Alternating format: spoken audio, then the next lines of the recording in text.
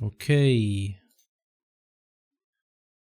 All right, new camera position. I decided to change the camera position, so this might be weird at first, but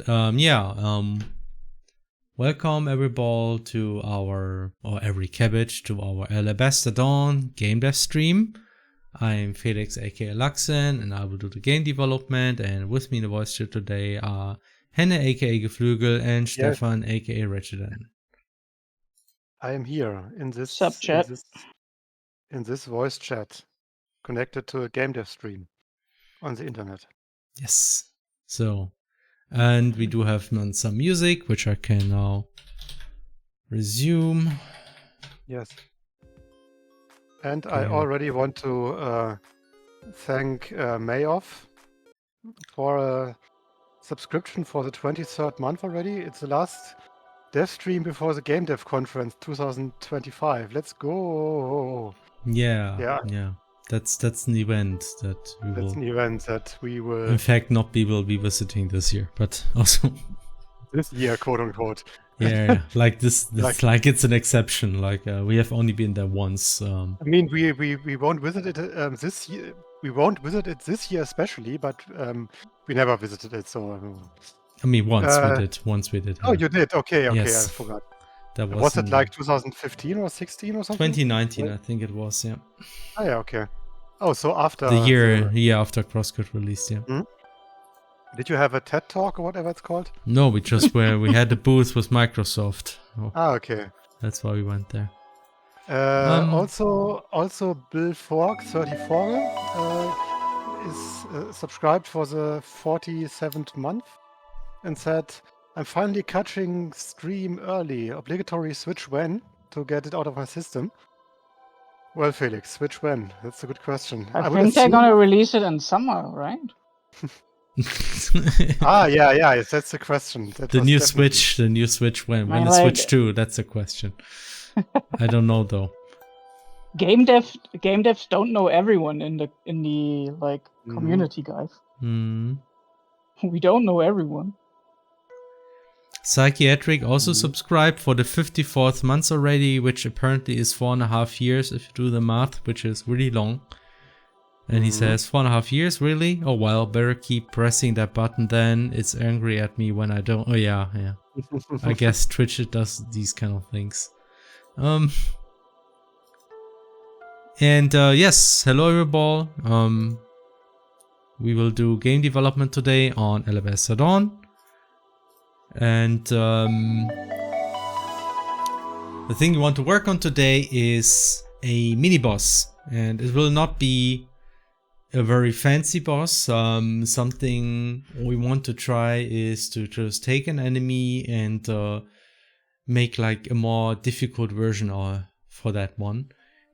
Before you continue, the chat box in the stream is below your webcam footage.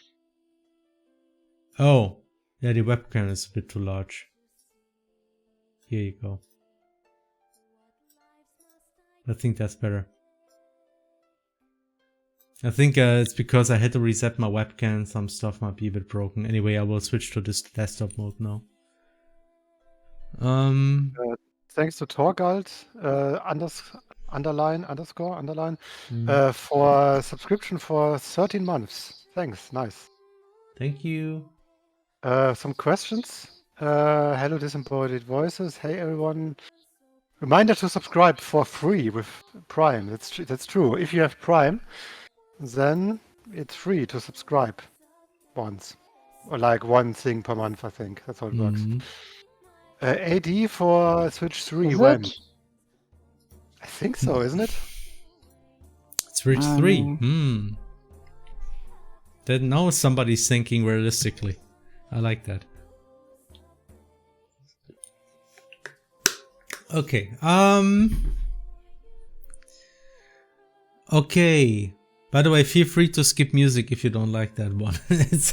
I just because the playlist we used so far has already been deleted, so I had to choose a new one. So I was just. What was? I'm just.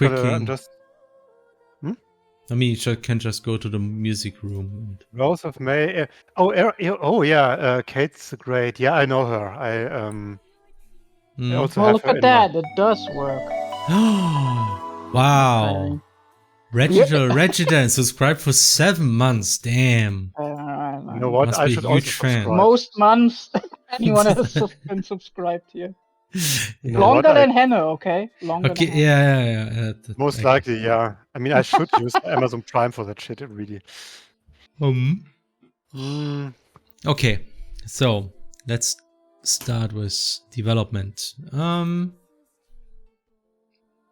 Yeah, our last stream was in January, and back then we worked on some puzzle elements. We kind of missed doing a stream in February. I mean, February is a very short month, so it doesn't count, I guess. It doesn't. Those 3 days. It's almost like it's almost like the month doesn't exist. It's fine. And, yeah, I mean, it doesn't exist. Like no one has a birthday in that month. No one. Nobody I know ever had birthday in February. Yeah, I mean, we are still working on the game. In fact, yeah, okay, and there has been quite some substantial progress made. Like we implement some pretty cool new features, though it's not necessarily stuff I want to show off right away. So we kind of like want to maybe keep this for some time for a bigger surprise later on. But there's some other stuff we can show you. For instance, we now have entities that run around through the world. And the funny thing about those NPCs is that they kind of like move between maps and the position is somewhat consistent. So if you leave a map and re-enter, you will see how they made some progress on their route, and you know, sometimes they will enter the map you're on and stuff like that. So that's something we can show.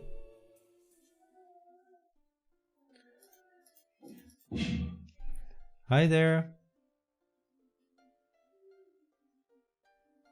Okay.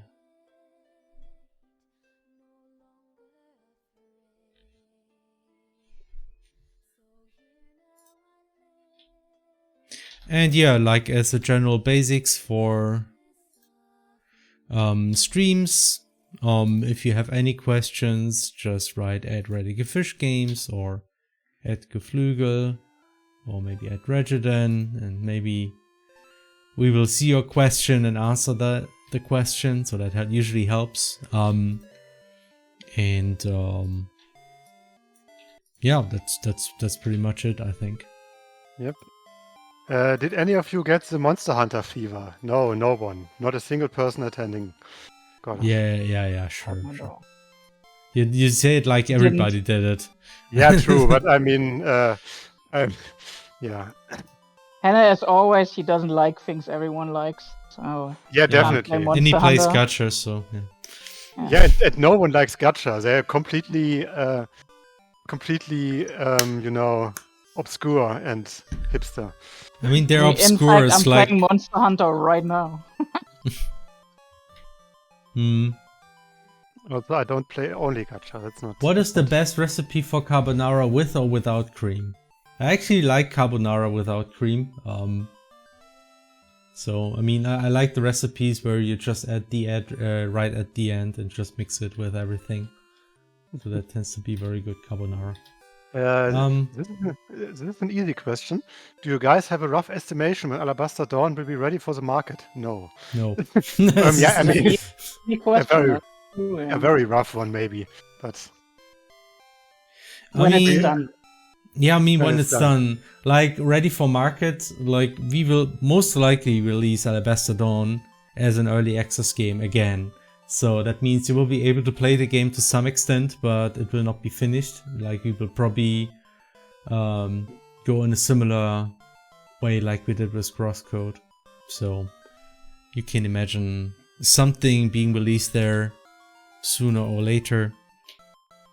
Though we try to be very careful with release dates we tend to be very bad with keeping our promises. Let's say that we will be giving our best to have it this decade. Yeah, this decade.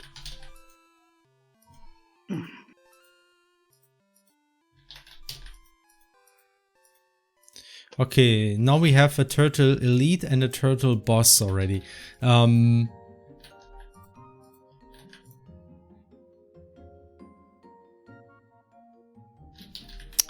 I mean, I actually wanted to show some stuff. Maybe I can show like the word root NPCs. I wonder what will release first, Alabaster Dawn or Silksong? Yeah, that's a good question. I mean, something I have to say, like when I saw the Silksong trailer, which has been out for...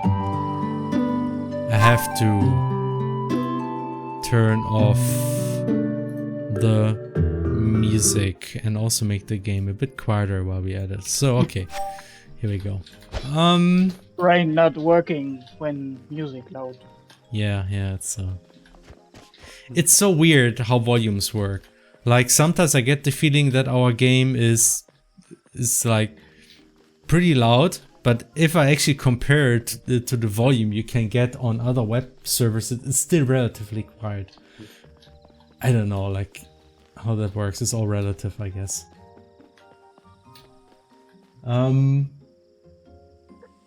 Okay, so yeah, something I noticed is that the Silksong trailer had a whole lot of content. I don't know how that worked exactly, but there was actually so much already there, and that was years ago, and the game still isn't out. So I don't know what's going on there, honestly. Maybe they just redid everything, or it will be like the biggest game ever. I don't know. Okay, that's another question. Probably asked thousands of times, but what made you choose JS as a language instead of something more common for game development?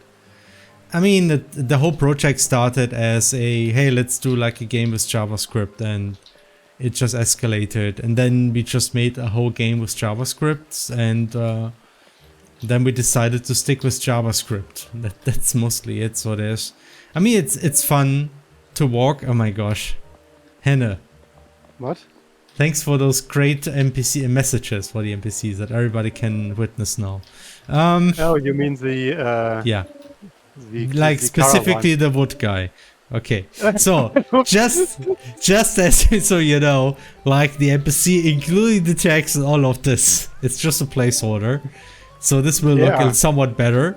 It's just like a principle. But what I wanted to show you is like this. Yeah, you now have NPCs walking around the world. You just had to pick the best one. I mean, he just crossed by, so it's not like I picked the guy. So, I mean, he's a morning person, and he works with wood. That's what he does. I mean, yeah, I guess. That's definitely the only thing that people can understand based on that sentence. Yeah, I mean, from my knowledge, yes. Sure, Hannah, sure. Otherwise, it's a Zen program, I think. Yeah, Hannah, obviously. I think the music fits this very well. Okay, anyway. Here's one of the many new features that we implemented.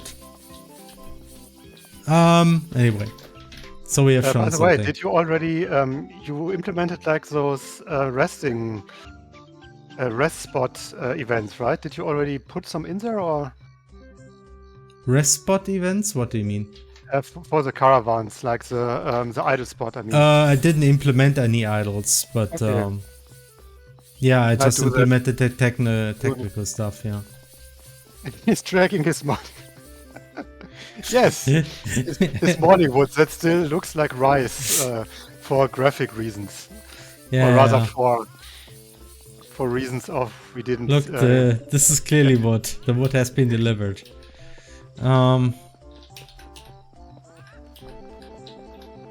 Must have just woken.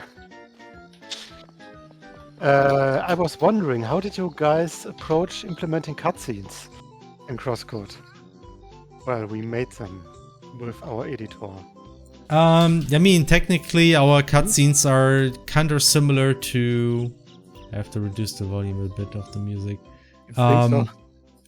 It's a little bit like if you ever worked with RPG Maker, because the way we script our cutscenes is actually kind of similar in that it's mostly just you know, steps.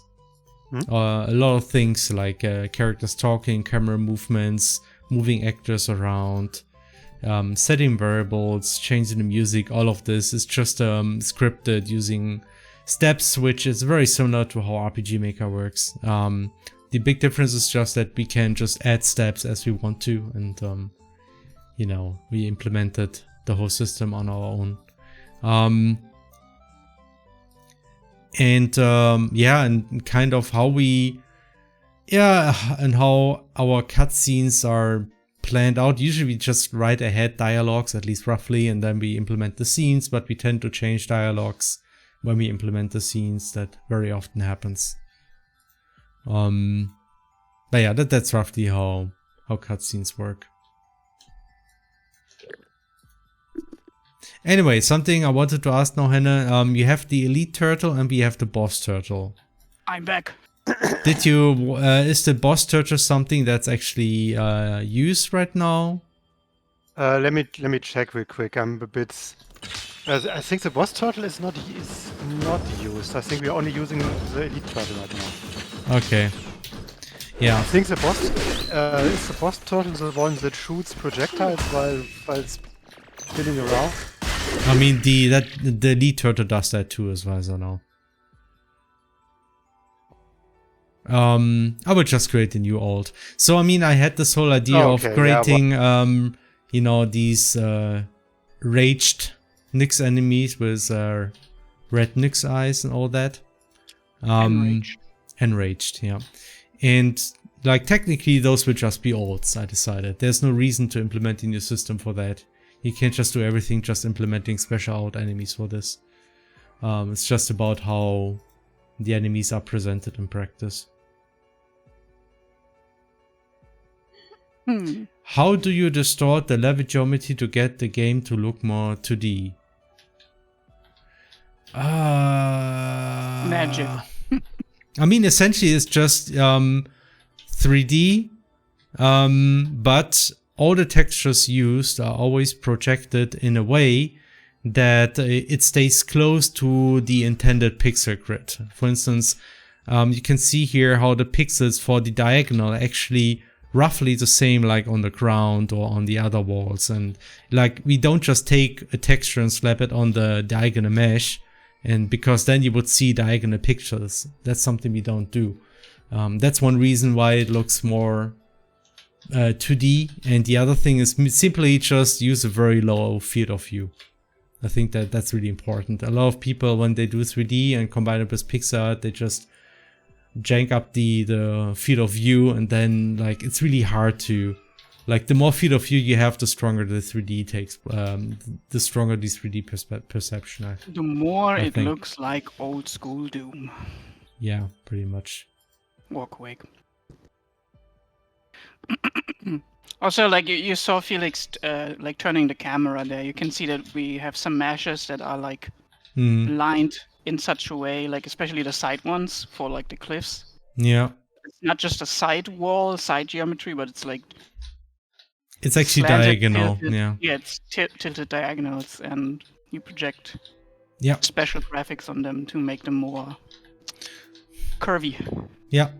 And when it comes to characters, that's like a whole different topic, because we have this animation system where we just use a very big number of billboards, like a lot of small billboards put together to render characters. Maybe I can zoom in a little bit on Juno so you can see it a bit better. Like you see, that's one billboard. Here's another billboard. That's one. We also have like billboards that are kind of stretched along bones, as you can see here. And then we just have a skeleton that we move around, and we just place the billboards along that skeleton. And graphics for each of the bones are also replaced depending on the angle that you see them from. So there's still like, to some extent, we still have to do pixel art work. Like, for instance, a whole lot of heads for Juno. Juno is like the extreme in that sense. Like, she has most of the head poses. But yeah, but in practice, we actually get a system where we can do very detailed animations, and we don't have to create a whole lot of graphics. In practice, we can just afford to do a whole lot more animations than we use with crosscode. Yeah, and when we say a whole lot, we mean a butt ton more. It's ridiculous, actually. It's like I think some of these animations, we just outlined the number of frames they have. Like, it's entirely unrealistic to do this hand-drawn. Let me just... we can also do stuff like dynamically add weapons and stuff like that, so that's also useful. But just looking at this attack here, boom.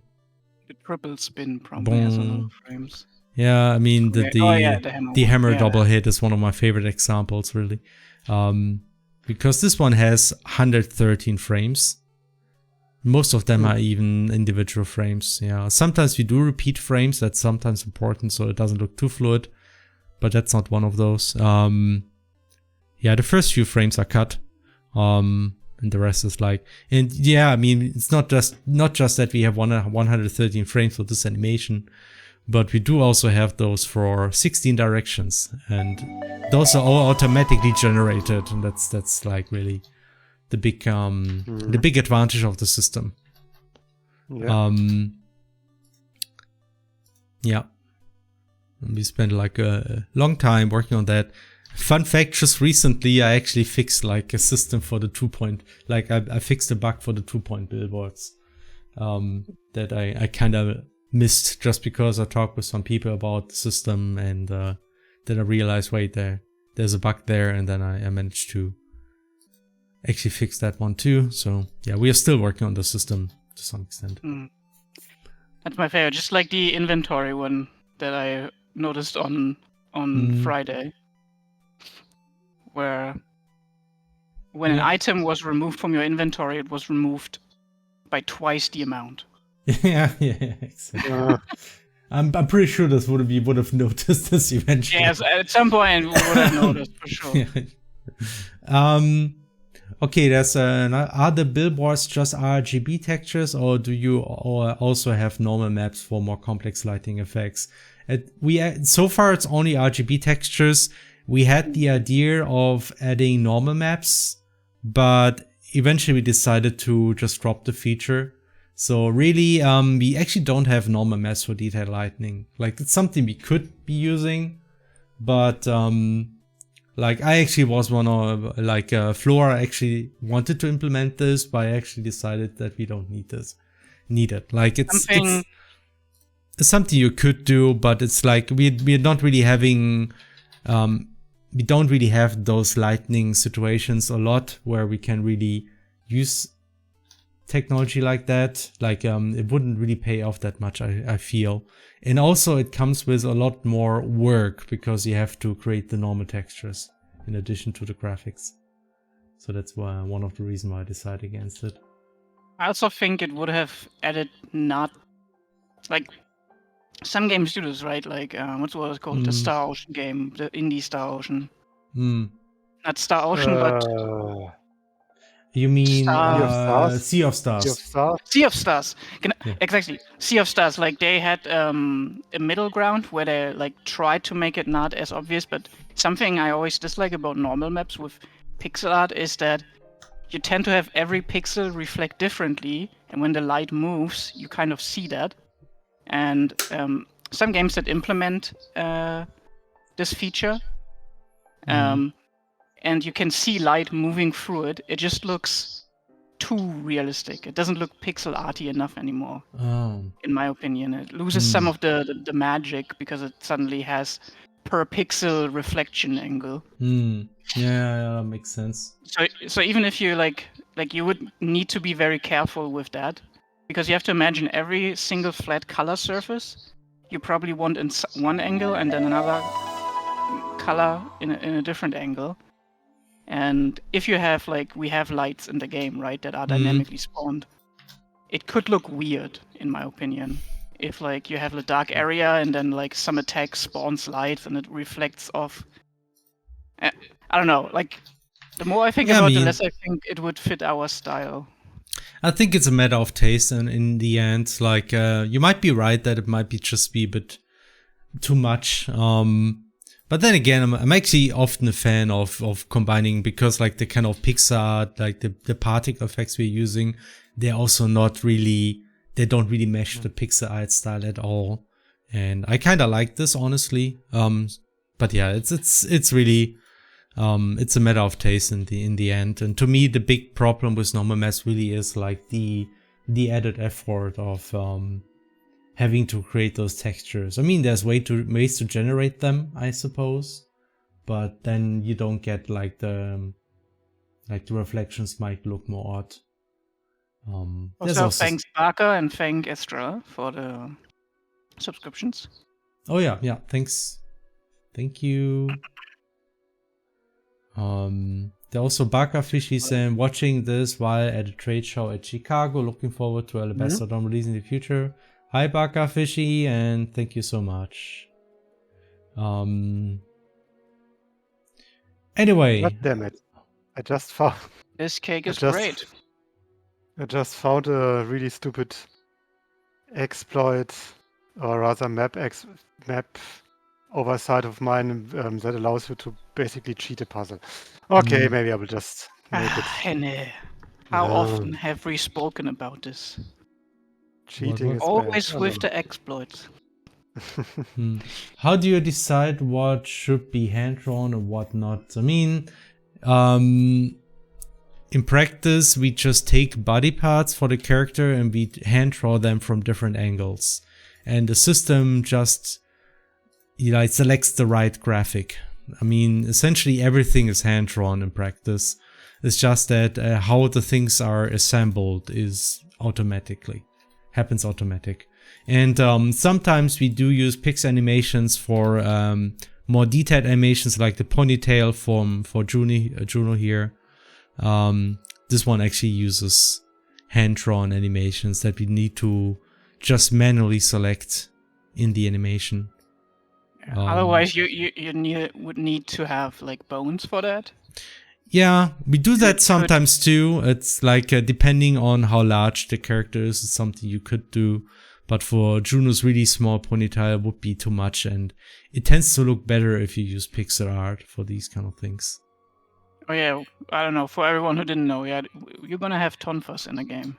Yeah. Just spoiled that, I guess. I think we shown those at some point, right? Yeah. I think we have. I think we did. I think we've already shown all the weapons that you will have. Yeah. I mean, I have for sure shown that in the Discord streams. But those aren't official. God damn it, Hannah. Okay. They're very official.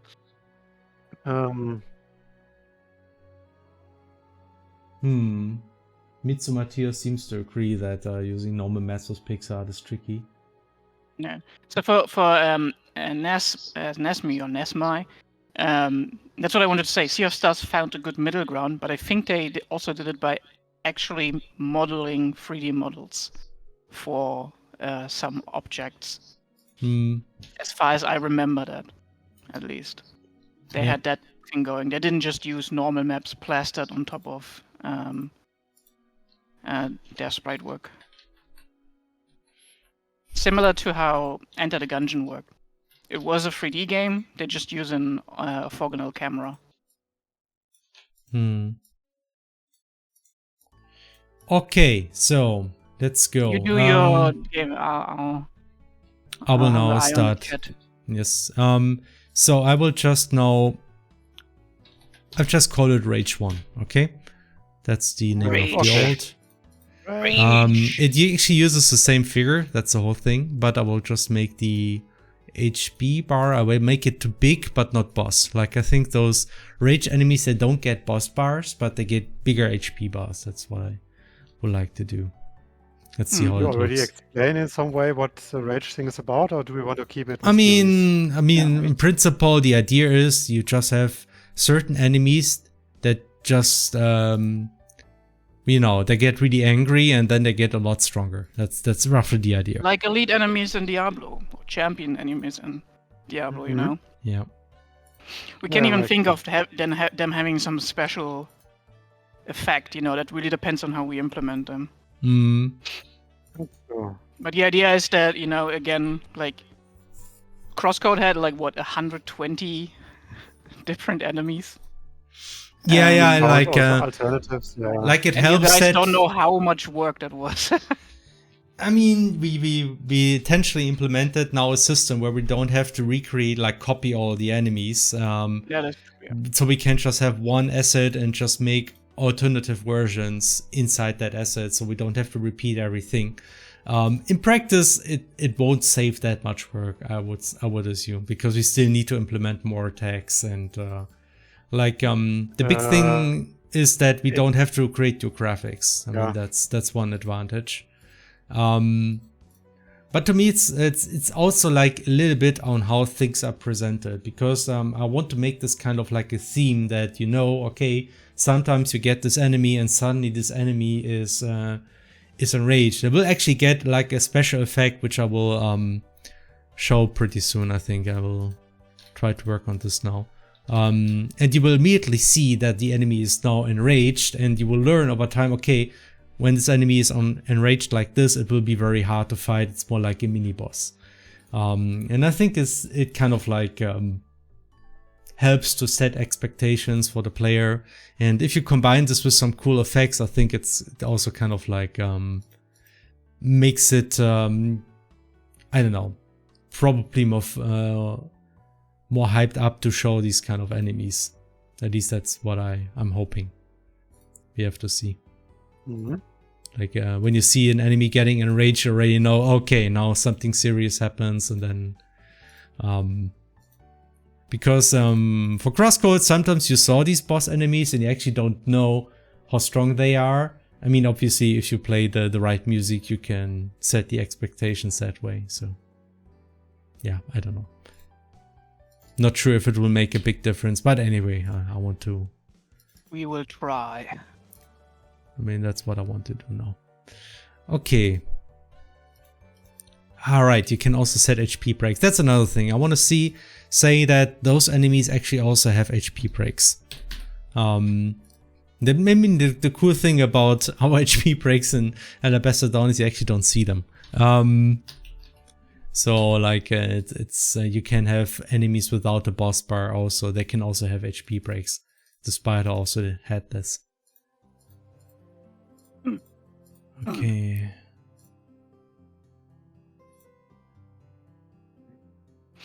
And you don't get healing.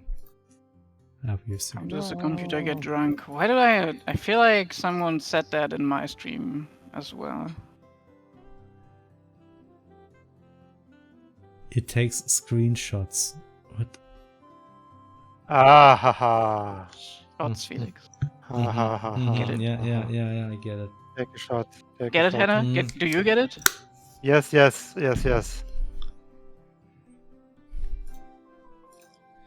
So. Wow. On the topic of Monster Hunter. Yes, of Mhm. course. Some of us have What? played it. Namely, Really? mostly me. Yeah. I think Javed also played it. Oh yeah, Javed also plays it, that's right. Our animator. He also played it. I actually took the week off for that. There was no Wow. work done last week. Last week? Yeah, last week. I What? mean, It wasn't I think work time for inspiration? No. I took vacation days for that. Not like I'm gonna go on actual vacation. My idea of a good vacation is staying home. You know, That's a very good and idea. watching movies the whole day. That is a good idea. Saves money and the environment. I mean, if you have an OLED TV, I want to say it maybe. Still, you It still is have like- to. You still have to watch a lot of TV to have the same amount of emissions as traveling somewhere, especially by plane Probably. or car.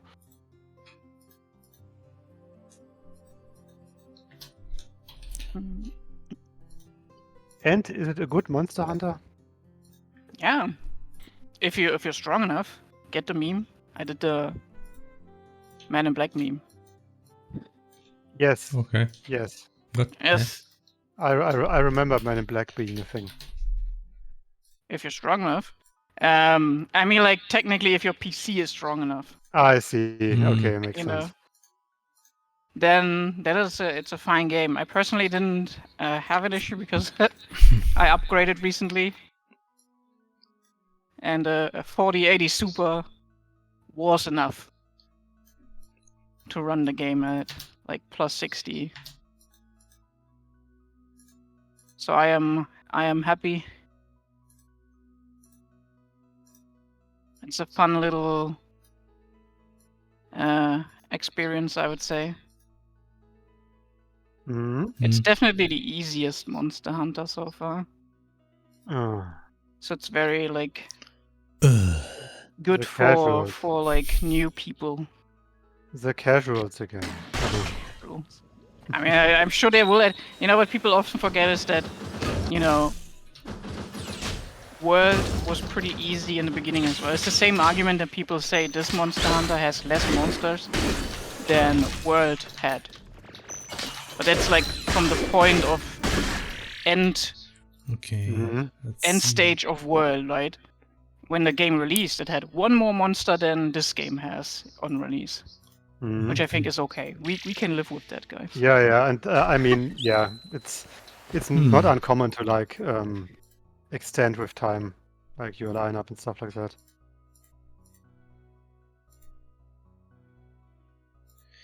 But yeah, otherwise, it has some good mechanics. It again managed to squeeze out some more quality of life stuff, you know, that lets you focus on the hunt. It's a very pretty game. Has a cool idea of having these environmental cycles of seasons. Oh. Every area has like 3 seasons it goes through. A fallow season, a inclemency season, and then a plenty season. Inclemency is always the like rain, right? Like downpour. In the other areas, a sandstorm. What's in one area it's called the fire festival, where suddenly the entire area is on fire, literally. And it adds a little bit more to like the entire environment. You can see how like the animals' behavior change. You know, different monsters pop up.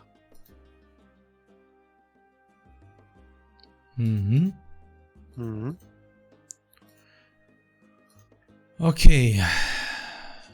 Yeah, I'm currently trying to figure out how to actually show that the enemy goes into the rage mode. How to implement this. Let's see if that works. Okay, this works. Nice.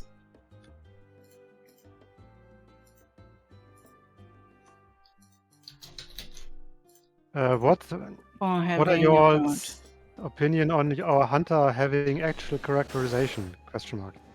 I mean, like, I think it's something cool. Like, typically your hunter was someone that was new to the hunting, right? Like a rookie, and you make your name doing the story. This time around, you're a seasoned hunter, and you have a bit of a character. In the end, doesn't matter, because the story of Monster Hunter is always a little bit, you know, you get through it to get to the good stuff.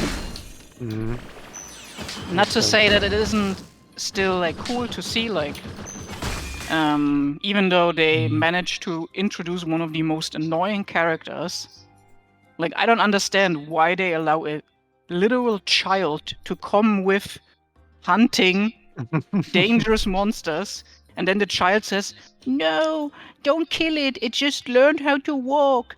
While the monster is literally, like, gorging on other monsters, like, destroying them. The poor thing!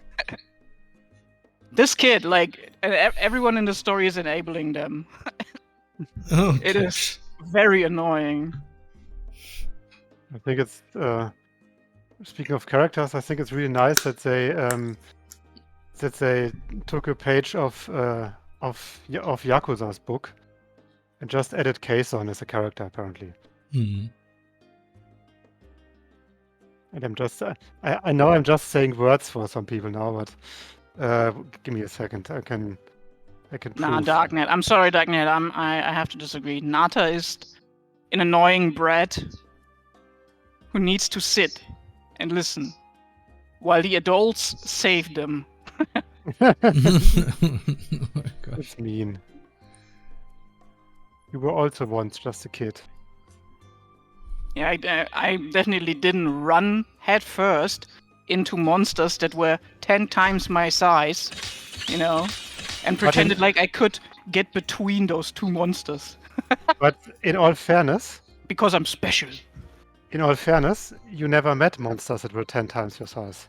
So you couldn't know if you wouldn't act the same in that situation. Checkmate, atheist. What? Checkmate.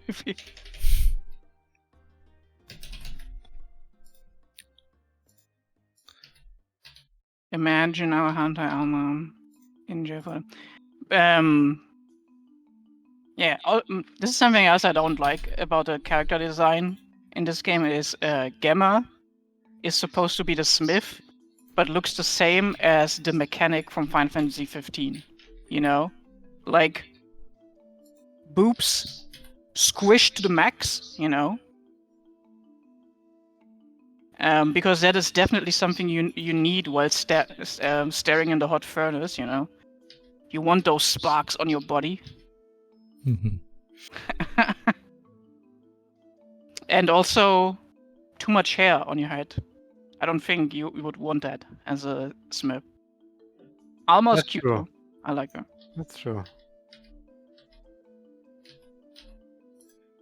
Okay, let's see if you can. And Olivia. Olivia is also pretty cool. Which Just of them like is, the bonk lady. Which of them is Kason? There's also a dude called Werner.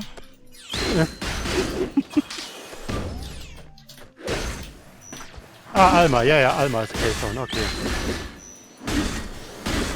Let's see.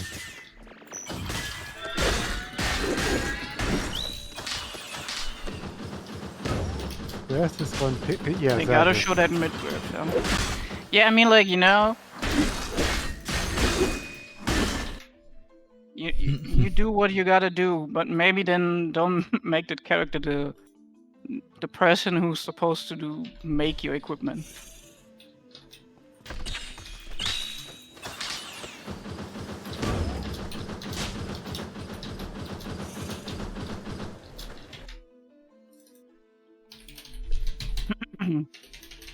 What was the most time-consuming part of making crosscode?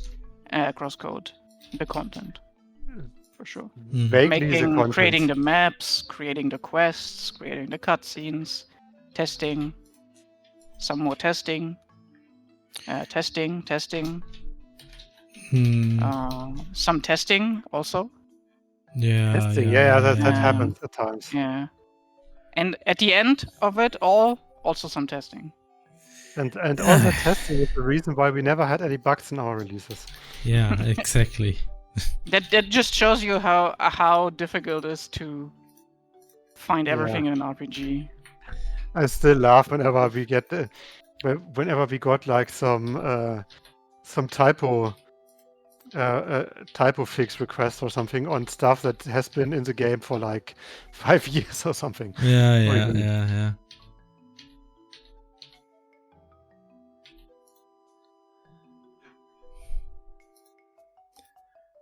But yeah, it's true. Content takes the most time. I mean, that's specifically because we make an RPG. Content-heavy games. Yeah, content-heavy games. RPGs are very content-heavy, so that takes a long time.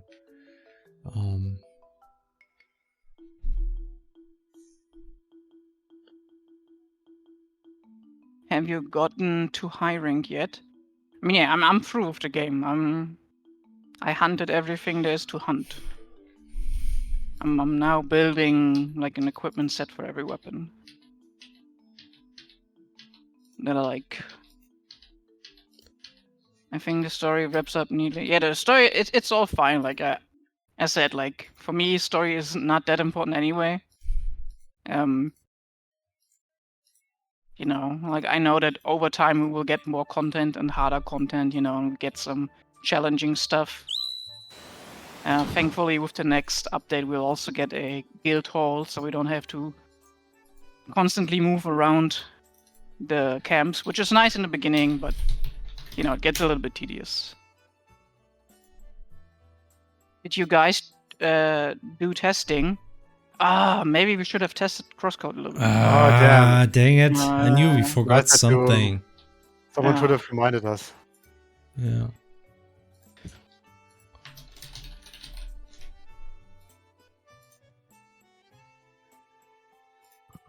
Hopefully this time around we're better equipped with we have better tools. For instance, we have auto correction in our text editors. Though I recently on the stream yesterday, a viewer Nitro saw that the Garrett text, right, which says it's a yellow edible root vegetable, right? It said editable, not edible. Yeah, you can And no one change it. noticed so far, which was funny, because that's not a wrong word. It's the right word, but it's obviously not how it's supposed to be written. That's how you think. That was funny. You guys will have some system for bug report and early access. I will have Discord, and usually, maybe we'll do a ticket system again, something ticketable. Yeah, it's something we still need to figure out. Like, there will be something when the game crashes that it's easier to report. That's at least something I still want to do. Maybe in a way that you don't have to send an email this time. Because maybe you can just press a button and it's sent like this. Maybe something. Yeah, we do have a database set up now. Yeah. We could use for that. Oh, we had that in Crosscode too. It's just never implemented this for crash reports. Oh, Professor Weird and what the heck? Good boy with the Prime. Thank you guys. As devs with a Switch release, do you have access to a Switch 2 dev kit? We do not. No. We wouldn't be able to tell you if we did. Probably, so too, yeah. That also. But we can say, because we haven't signed anything, at least not me, I can say I haven't gotten one. We haven't signed. So Nintendo, if you're listening, we haven't signed the Nintendo disclosure agreement yet. The Nintendo Discord agreement.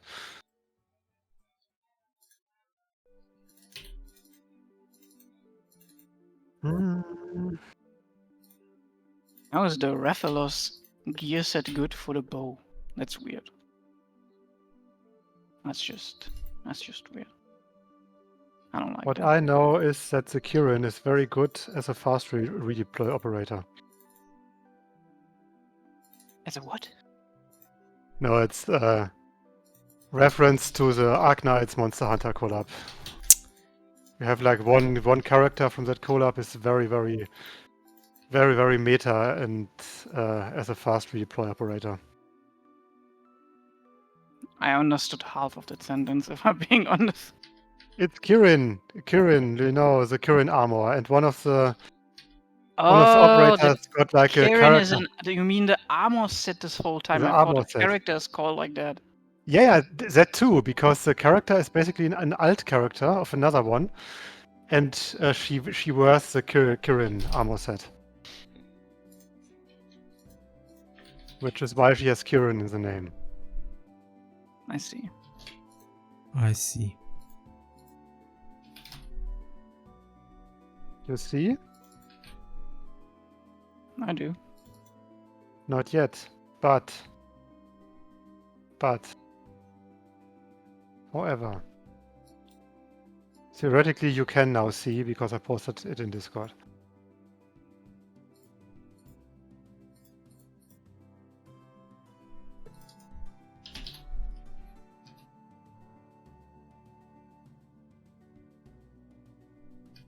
Speaking of, I know I just recently, or rather today, finished the Delicious in Dungeon collab story. And it's good. It was very wholesome and funny. Mm-hmm. It better be. Hey-o, me when the fish is radical. And we still need to finish the Delicious in Dungeon anime for the current. All One right, day Black we will Eagle, finish it. you know exactly that we're not talking about fishing. Honestly, all right, I gotta have a beef with Monster Hunter Wilds because this game is so easy, but then you wanna fish in this game, and it is the hardest, most unintuitive bullshit I have ever seen in a fishing minigame. It's so bad. Just give me the fish. It's not even that important. Why do you make it a minigame that you can barely tell what's going on because the graphics are so good that the water is just shiny all the time? Oh no.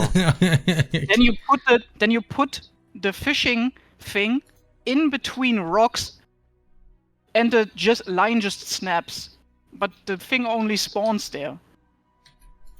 Who did this? That reminds Capcom? me Who of. Can we made talk? this? Who That made this, reminds and me of- why do you hate me?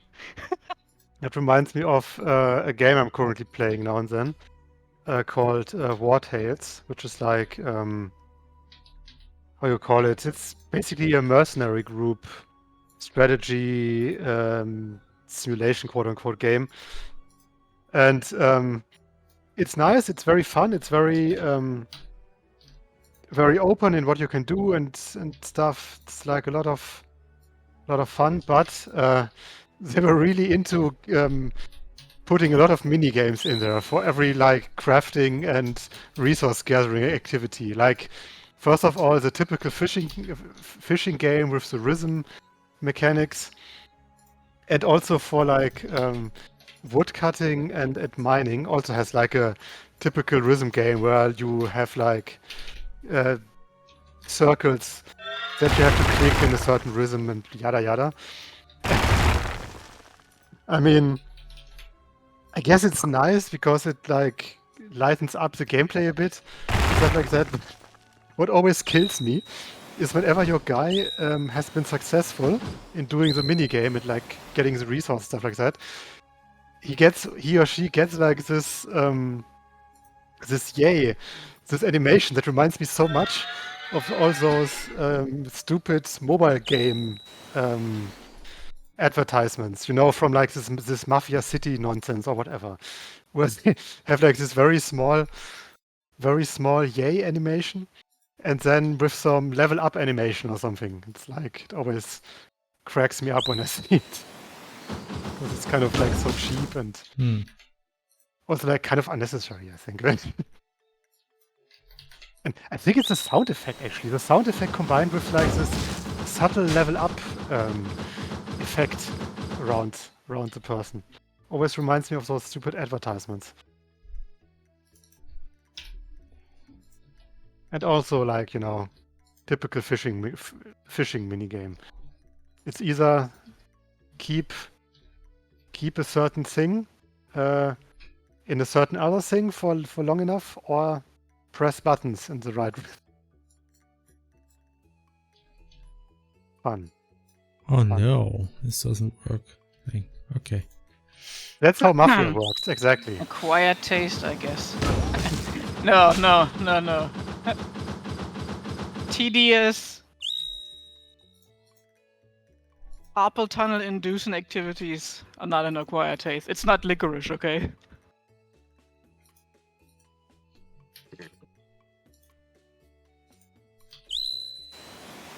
Yeah, Wordle, I think that's the case, you know. For like, you know, those hardcore hunters, they want a challenge. They can rip out their left stick.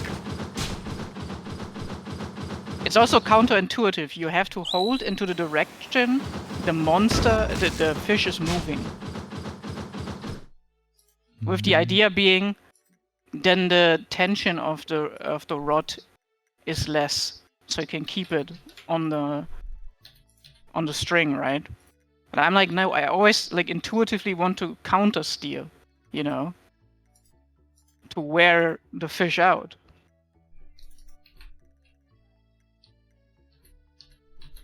I would actually prefer something where I do just a mini game. Just give me some Simon Says minigame.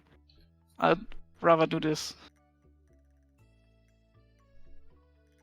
I'd rather hunt a arc-tempered Gormagala than do this. And for an achievement, you have to do 30 of these, by the way. Oh, 30!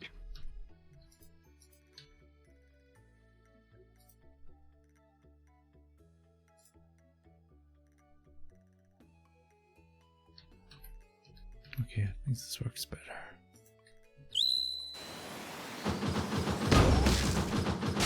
Spinny light goes through. I'm currently trying to figure out how to do, you know, the red glowing Nyx eye when it's spinning. And I just replacing the effect, essentially. And yeah, seems to work pretty well, I think.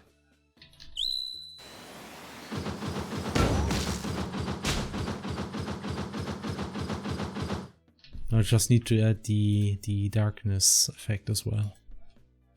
Darkness. Darkness, okay. The door to darkness?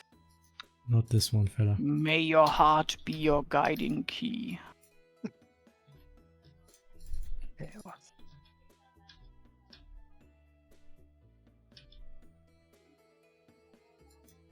If it's anything like in Rise where you never have to do it unless you want the one armor set that requires it. There are, like, you know, the usual modifier or the usual skill you have for moving faster while holding a giant egg. Stuff like that. That is tied to an equipment set you only get, or like a pant set you can only get while getting 3 of these fish. I haven't managed to get one yet. The game says use this swimmer on it. Doesn't work for me. And when it bites, it snaps. I'm not built for this. I don't have the patience for it, I think. Can you find the secret egg? Nice, I know nice, this. nice. Boom. I know this music track.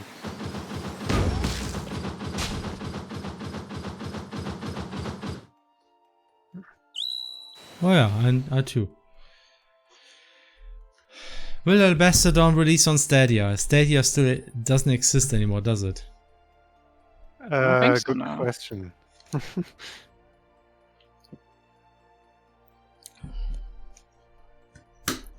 Commodore 64, slightly more realistic than Stadia. Yeah. Slightly more realistic.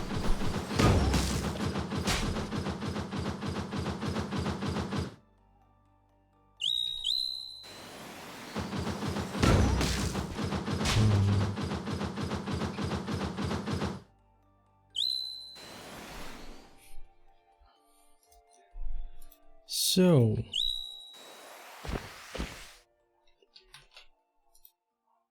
What do I need? A robot gym. Alright.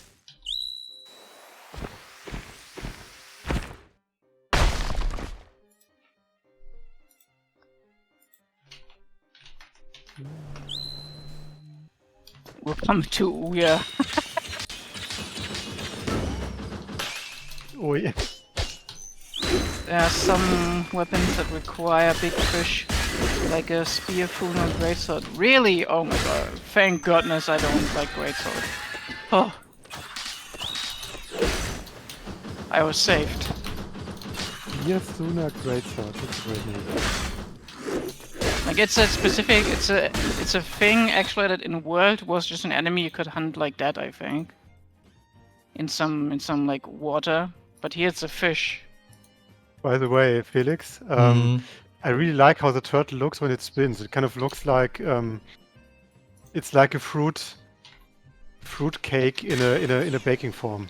oh come on, don't ruin it for me. A fruit cake in a baking, what? Or something. Wait a second. I need to check if I can find what I mean. I mean, not in a negative way. It's really just had a weird association for me right now. I think it works well enough. I mean, I have to figure out how to make this work. Since it's spinning and things smash like this, I just Oh, okay. I found a bug actually. Okay, so when you counter this enemy, spin attack hammer. As a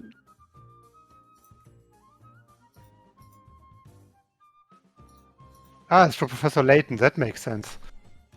I just thought that it kind of sounds like a Lupin the Third background track, but Professor Layton also checks out. If it sounds like French music, but has an English title, it's likely from a Layton. Yeah, title. but again, just from the sound, it could have also just been from a Lupin anime. Yeah, okay, that makes sense. Okay.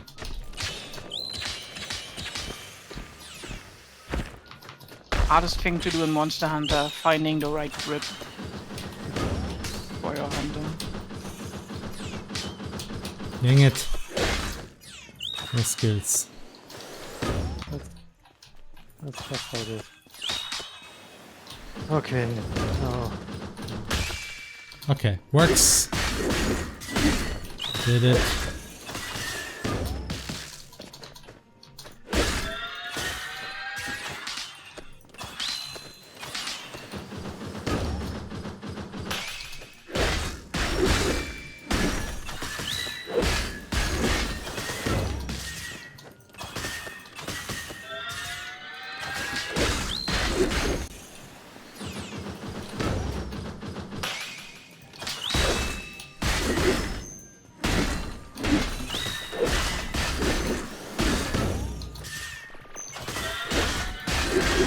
Absolutely about their work on cross. I can't. Is Dennis returning? Yes, Dennis is returning. Yes. Dennis will return in Infinity Wars. In Infinity. In Avengers.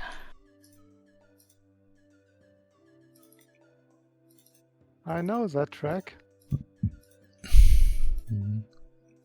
May have heard it.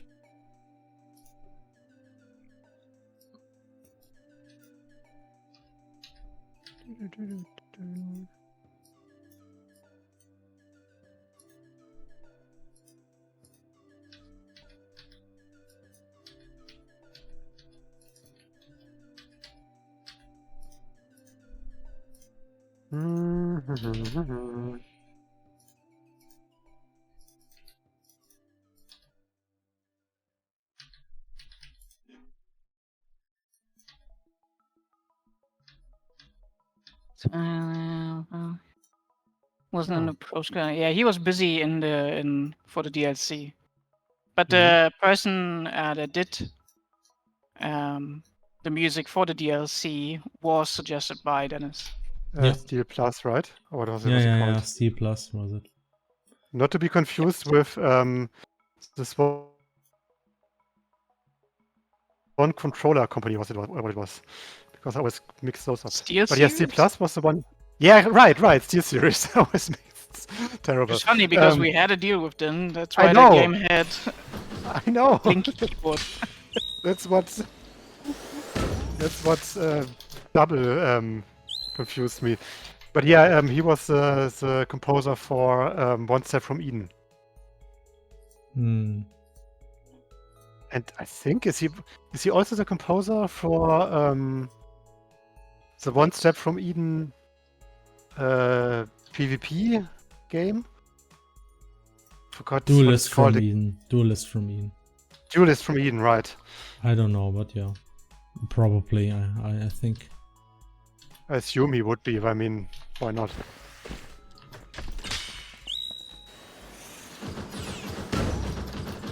I've never played Duelist from Eden, but then again, I mean, One Step from Eden already stressed me out so much, and that was without the PvP aspect.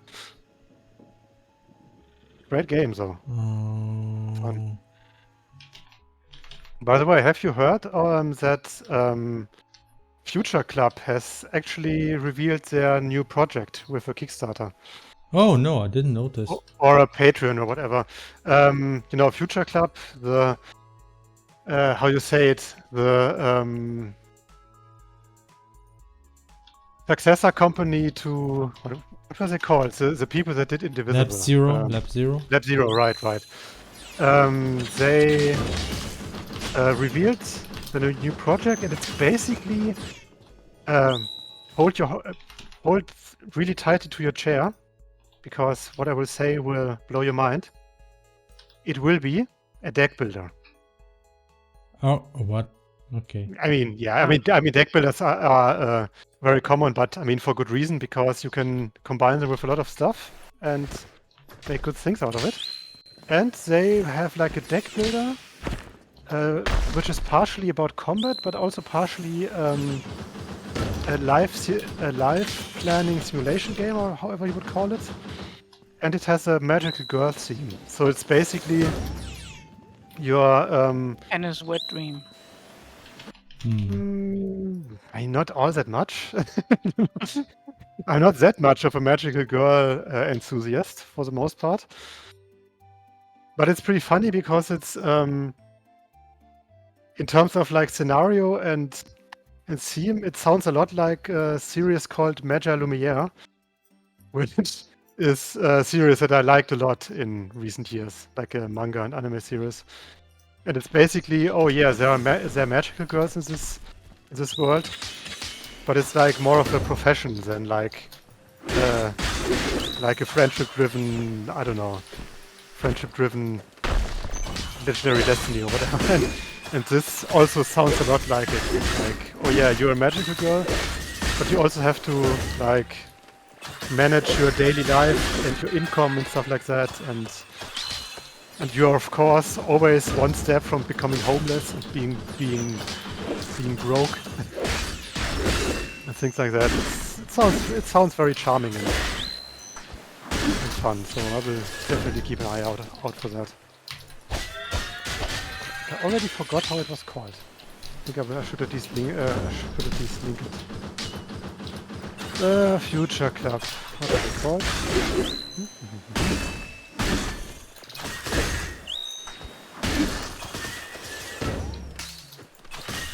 Okay, I have to say I'm a bit worried about the name, because the name is just Part-Time Hero, which I was very surprised wasn't already taken. So, okay, whatever.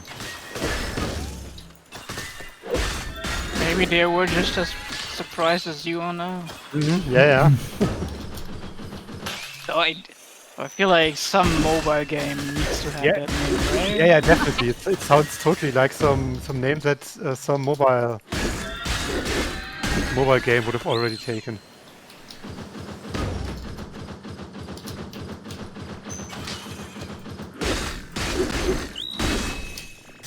Okay, and it's also okay. The full title is very anime, because it's like Part-Time Hero.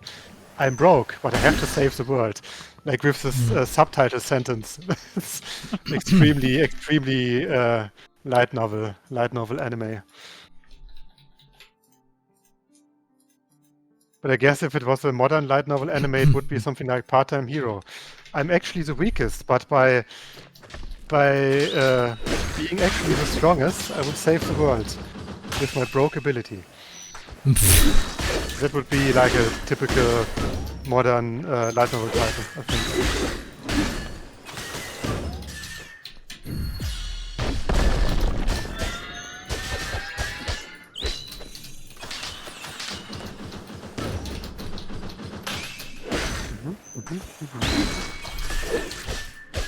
Did the stream window just resize itself, or am I imagining that?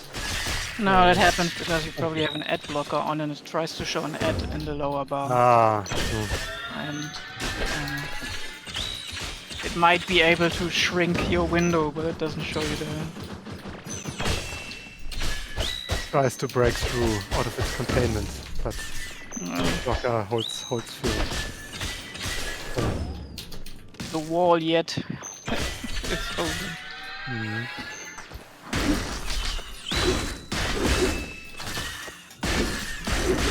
Yeah, I guess it has to do with ad blockers and not the ad being displayed. Okay, nice. No worries. Of course, not endorsing any ad blockers, guys. You shouldn't do that. You know.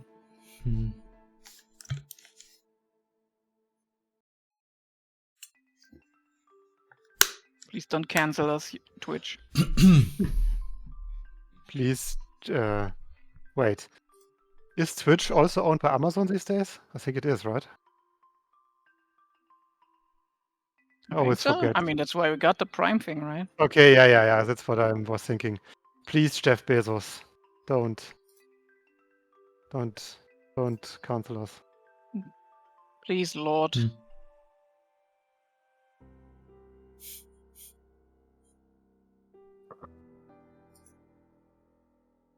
Alright. What kind of bows do we have? Okay. So, I mean, the whole effects thing still rather works. Now I wanted to try some... Okay. Maybe I can start by just deleting the proxies which are not used. Rock old, not used. Rock zipload, not used. What? Rock What are you bugged, saying? not used. I'm just deleting all the proxies for the turtle which are not reused No, anymore. Felix, they are so important for testing purposes. Yeah. Of course. No, please delete them. And I mean, something I wanted to try is I actually wanted to change the way the turtle shoots projectiles, because I thought maybe the turtle can just summon rotating rocks that fly around it, and then will shoot at the player. You know, a little bit like the orbs from the designer in Crosscode, if you remember those. A little bit like that, or you know, like the shock things of the ape boss, you know, all those late game enemies. Wait, what? Where did you just delete proxies? In turtle enemy. It's weird. In my turtle, I barely have any proxies. Oh, wait, I do. I have rocks, plode, rocks. Okay, I Yeah. see. Yeah. I thought it was as bad as in certain other enemies where we have like way longer lists. It was bad enough. Okay. Yeah. I can play this song on the piano. The one that's currently playing. Oh, Felix, you're so talented. Yes, thank you. I mean, yeah, can you play it? No, I don't. I wasn't sarcastic. Sure you were not. Okay. Ja, wahrscheinlich. Yeah, sure. Let's make the German jokes. Not to be confused with the AD, Alabaster Dawn block.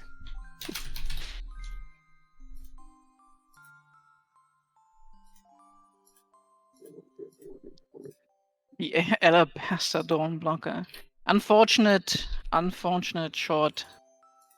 Not acronym, right? I think it is acronym.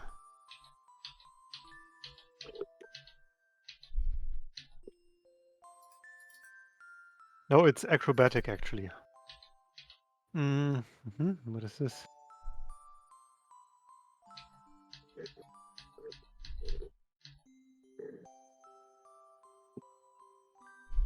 Damn, Duelist from Eden is just $5 or €5. And if you buy Duelist from Eden and One Step from Eden in a bundle, it's even discounted.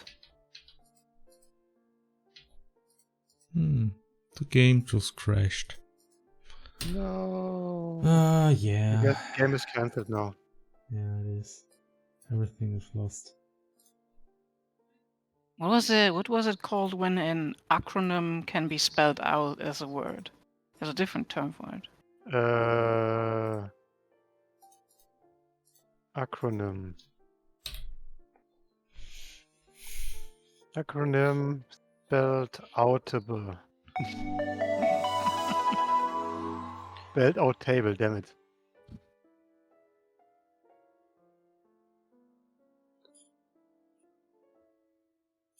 Okay.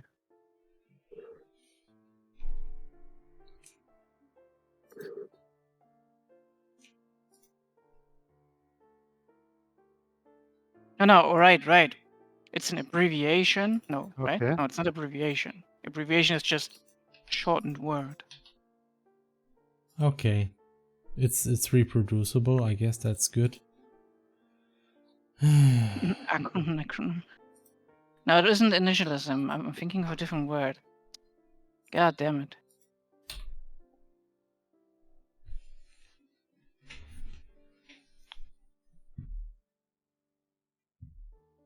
Flora subscribed. Thank you, Flora, for Thanks, being Flora. our such a faithful subscriber. Yes.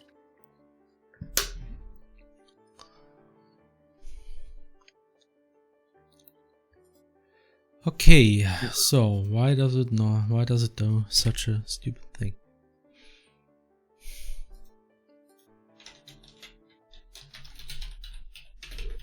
Or was it? No, an acronym was the thing that you could spell out into a word, and an abbreviation is just a short thing.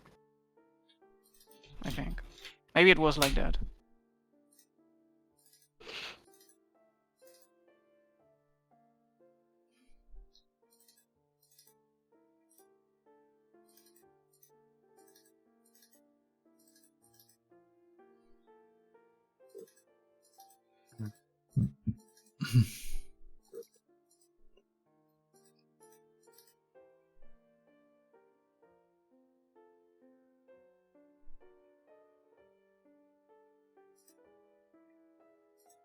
Backronym. Mm-hmm. Criminal Regiment of Nastimen. Acronym. I get it. My favorite one is a wine because it's recursive, right? Mm. It's like wine is not an emulator. Thanks, Undercover Duck, for the subscription.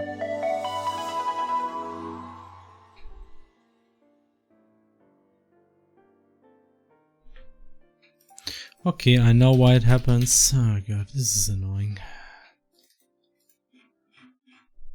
Ah, jeez.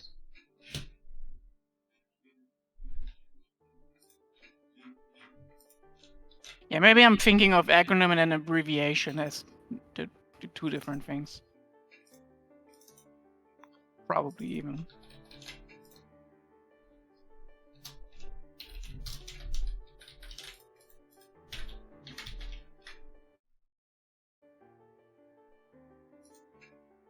I think the problem is that there is simply no owner for this proxy. Or is there? Let it be owned.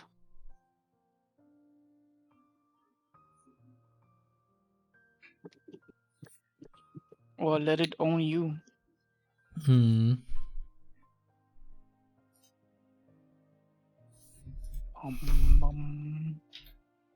Okay, now at least it doesn't crash. Ah, there's this proxy setting. How very useful. Good that somebody implemented this. Ah, so there is actually an owner. It's just that the distance was actually 0, and that's why it didn't work. Wait, what setting? The distance to the owner was 0, and that's why it didn't work. Okay. And there's like a very nice and useful proxy spawn setting that somebody implemented in our company, which is a very useful feature indeed. I wonder who did that. Felix, it was my pleasure. You're welcome. Thank you, Stefan. Thank you very much. I don't even know who did it. Maybe I did it. Maybe you did it. I forgot. You did it last week, Henna. Really? Wait, which? The proxy spawn settings, or like the last week or the week before. It can't be that long. The proxy spawn setting. Wait. Yeah, they can specify an alignment for the proxies. Oh, that one. Yes, of course. Yeah, that one. Okay, this seems to work. You mean the editor one? Yeah, that makes a lot of sense. I thought you meant like a step setting. Yeah, I mean that was a very useful thing to implement because it has like annoyed me for like at least a year that we didn't have that, but I never really thought of implementing it. But I was like, yeah, I mean, why wouldn't I just implement it? Yeah.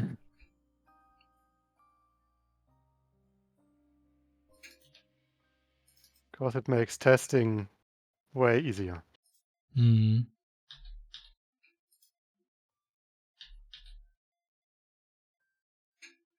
Right. So the idea I had is that the turtle will just spawn these spinning rocks around it. And yeah, not exactly sure. Like maybe they will just at some point shoot at the player, but then you can actually parry them, and they will fly at the turtle. That was a bit the idea. Because I want to reintroduce like the parry mechanic again. Because we only have one enemy so far who uses it. And might be useful. You mean who uses the reflect? The reflect, yeah. I mean, the reflect. Parrying a projectile. We should reflect on this oversight. Yeah. Maybe you should reflect on your oversight. Palindrome. No, palindrome is a word that you can spell backwards and forwards the same. I know that. This topic. No, I just saw the message. Yo, we dearly beloving up in here. Yeah, man, dearly beloved. Absolute banger. You are objectively wrong if you say it's not a banger. How dare you even suggest that? Hannah. What?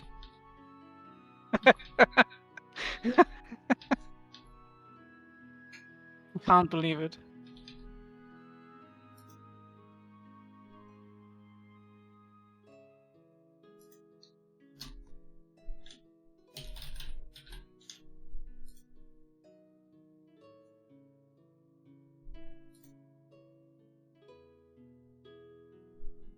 Oh, that's something new I can show that people were gonna enjoy. They're gonna love this. I have to show this. What's your guys' music preference when working on Gamedev? Mine is between lo-fi video game music, video game masterpieces, and metal. Just clear, numbing, distorted sounds. All right. I would have thought like electro country or something. Oh my god! Guys, look at this. We have enemies which are perfectly dodging everything. I hear people love those enemies in CrossCode, so make sure we add those again. You know, like the shock cats. You know what they also should do? They should have a weak phase where they attract the player to them. And if the player is very close, they get a lot of damage. Like genius idea. Oh man, yeah. Very cool idea. And then there should be one fight where you fight like 10 of them. Where you fight like 10 of them on a pretty small area. No one will not like this. Yeah. Anyway, what's cool about this enemy is it only dodges attack. I mean, the Vice doesn't count. The Vice is very weak, so he just takes the hit by the Vice. Anyway, you can do this. You will never see the projectiles coming when they're caught by this thing. Whoop. They never see it coming. I think you can even cheese this with the... If you time it well. Yeah, you can even do it with the chakram if you want to. Nice. You know, it's more tricky to execute, so it's fine. That's nice. Like having like an alternative that is like very high skill ceiling. As for music that we listen to during game dev, yeah, I mean also like video game music a lot, like especially when I have to concentrate. Like no lyric video game music is very nice. Yeah. Also, a lot of very good music that I listen to, like Millie and Yes, that's exactly how she sounds. Exactly like this. Yes. And some very good anime and VTuber music. That is so good that I even made Felix like some of it. Yeah, I mean, some of it is actually good. Mostly USA, but I'm not sure if there's many others. I tend to listen to a lot of video game music as well, like relaxing video game music. I tend to just Google that and listen to that. That's like something I realized recently though is because I had a problem where I heard like a squeaking noise in my ear, which luckily actually went away again, so that's great. But during that time, just to get out this squeaking noise, I discovered this website, which is called mynoise.net. And there's like the sound, which is like just the sound of being in a cafe. It sounds like this. So it's basically ASMR. Yeah. Well, no, it's not. It's because ASMR is freaking annoying, and this really goes into the background. You know, it's like the opposite of stimulating you. It's like supposed to. ASMR is more like. It's the guy how I live with you. Yeah, like I couldn't stand this for like 5 seconds. So please stop and Stefan, thanks. It doesn't. Yes. Okay. Anyway, this is really great sometimes just to focus on stuff. Just playing this kind of sound here. There's some noise stuff like this, and it kind of helps for productivity, and it has the advantage of not really distracting. Like even if I listen to video game music, there's always a chance of I hear something I haven't heard for some time, then I think about it, and then I get distracted. When I just listen to these cafe sounds, there's no risk for that. And yeah, it's kind of nice. So I can recommend that. Anyway, I wanted to implement flying rocks. Okay.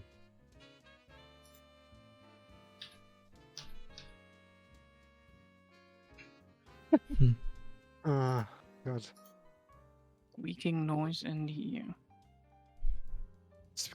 Squeaking noise in the ear, ASMR.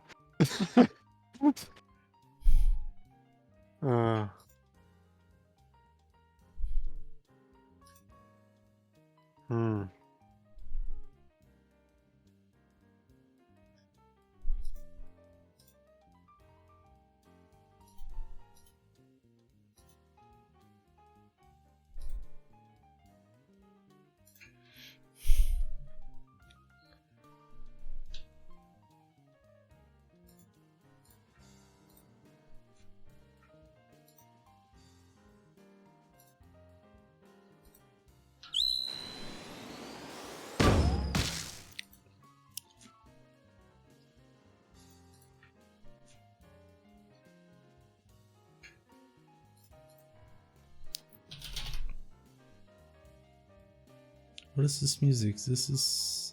Oh yeah, this one is actually really nice. This times the... I've listened to that one a couple of times.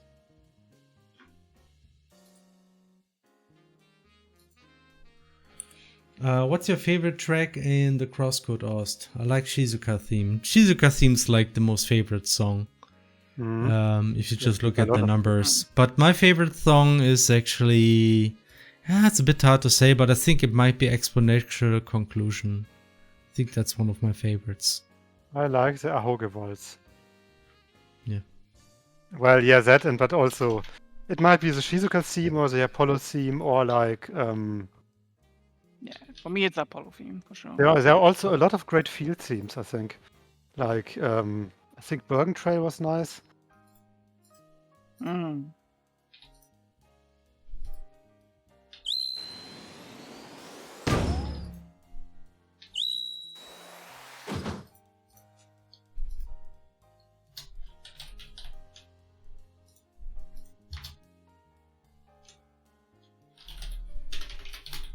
Be right back. Oh no.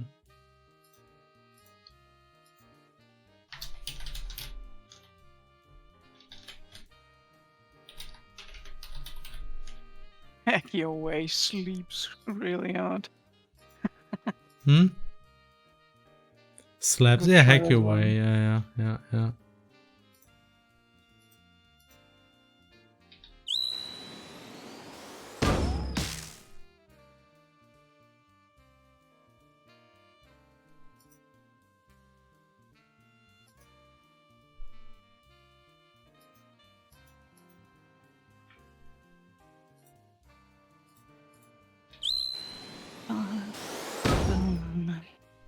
Doopy-doopy-doop.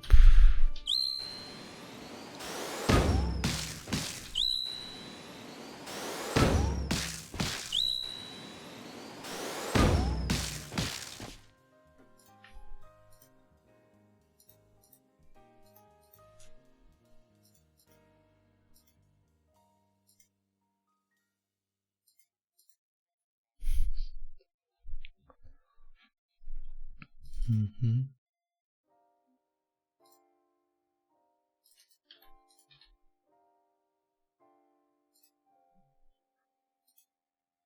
Okay.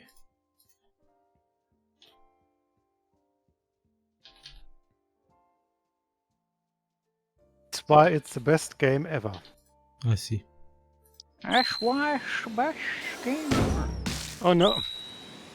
Oh no, the thing didn't get played, damn it.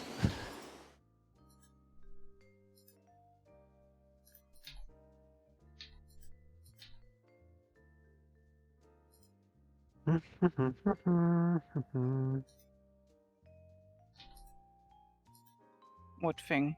Nothing. Nothing. Oh no, wait. Damn it. No.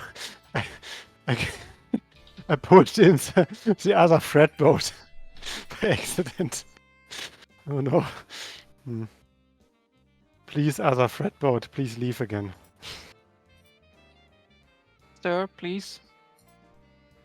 This is the Denny's.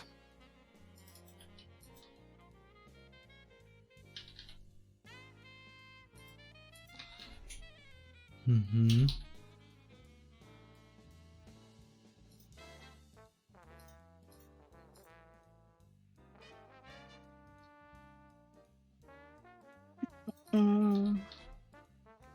Okay.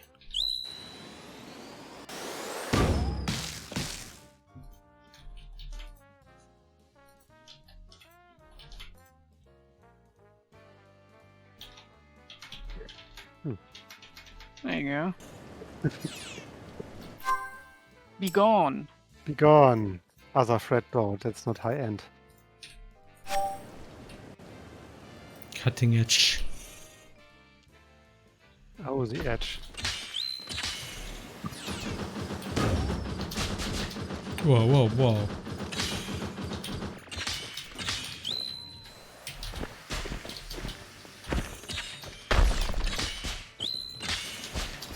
Oh no, it's spawning more and more. Oh no, oh no. Ooh, I died. Dang.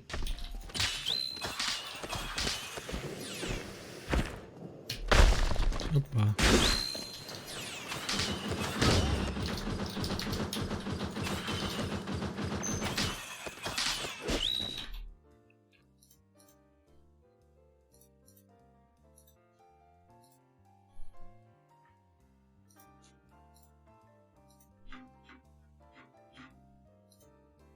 Don't do this, please.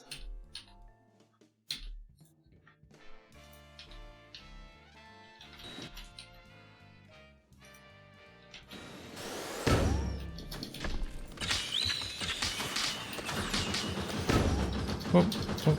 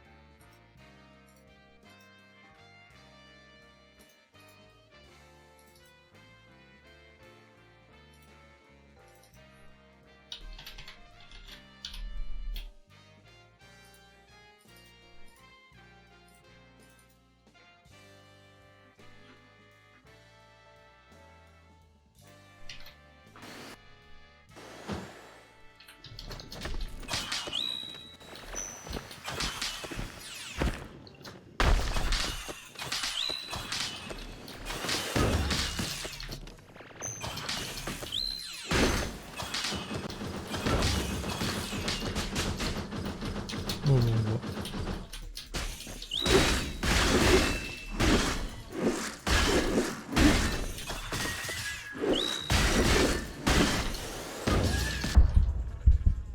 Oh, oh, oh, oh, oh, boing.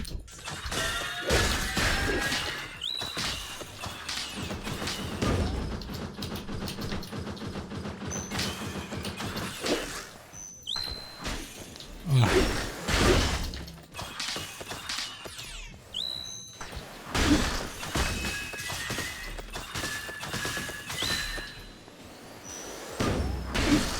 Oh.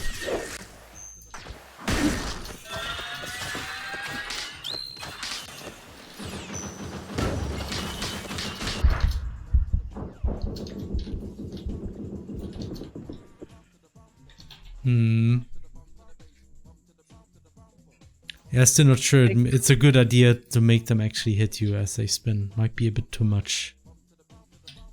Oh, yeah. Maybe if you make sure they don't stick around for too long, it can work.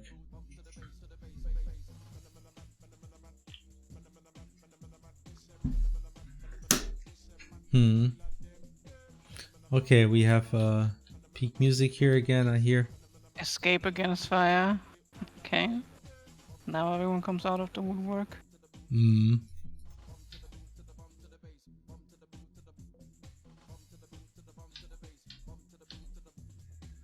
Okay.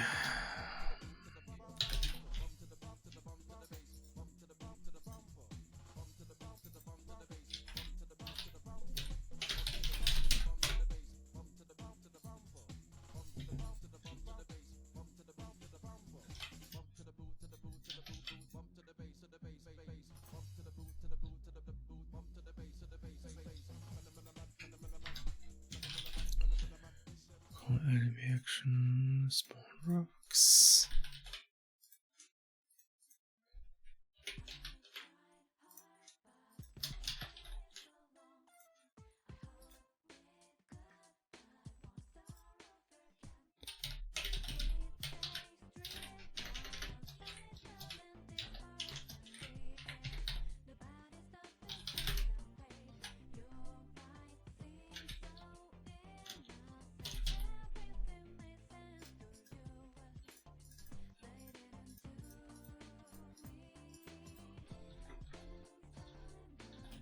I'm back.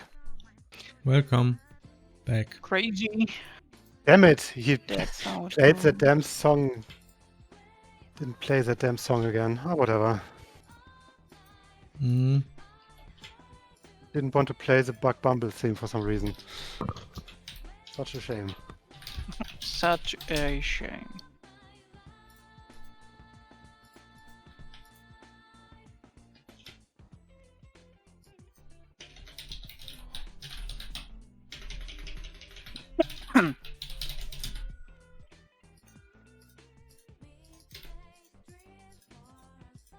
So quiet, Hannah. Tell us something about your life. I'm. I just made myself a bun with some. How you say it? Smear sausage? What is it? I need to check up some vocabulary. English. Oh, it's called a bread roll. I always wonder what Brötchen is called in English, but it's either bun or bread roll. Okay.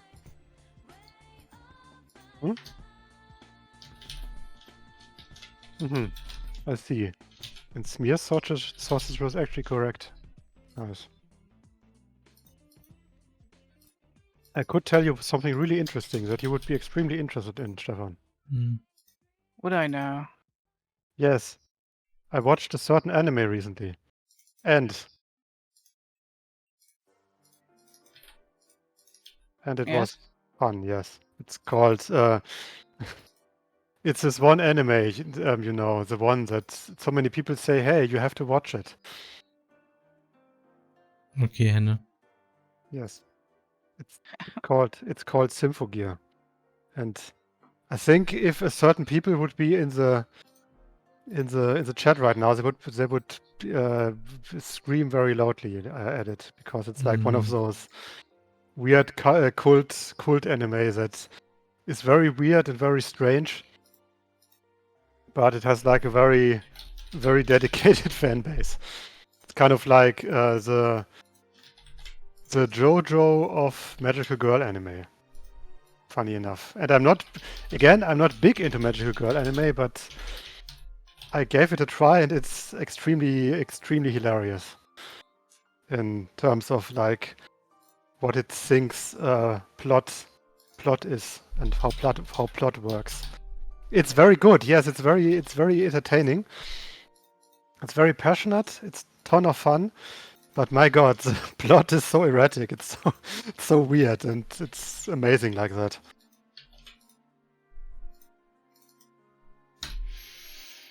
And I'm currently towards the end of the second series. So after that, I still have 3 to go.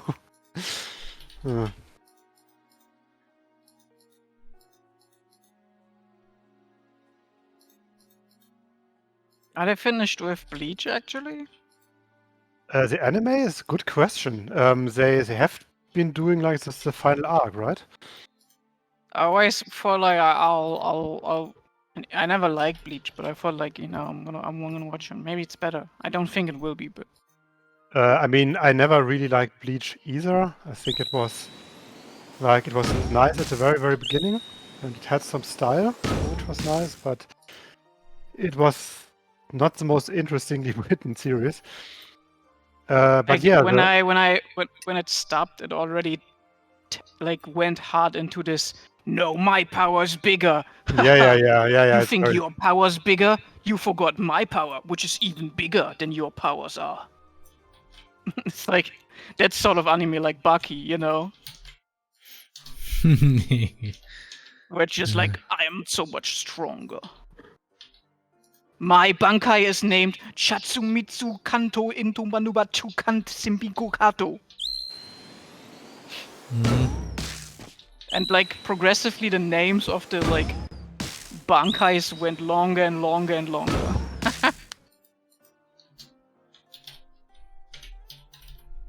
Basically, like, they followed the trend of anime's name getting longer. One Bankai was just called My Time, where I was killed and reborn as a fridge in a convenience store. Okay. I mean, does not work. You joke, but there was an isekai where someone was reborn as a vending machine. Yeah, of course there is. I mean, like...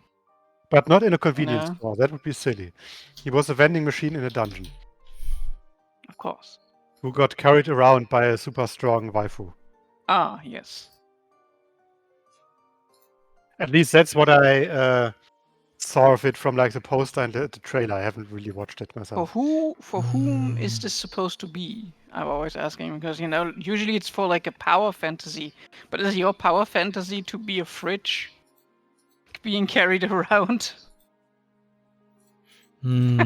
Okay, something I'm currently looking at the reaction center, and one thing that we might want to add is at the proxy reactions, and I'm using this very cool auto reaction thing that you implemented.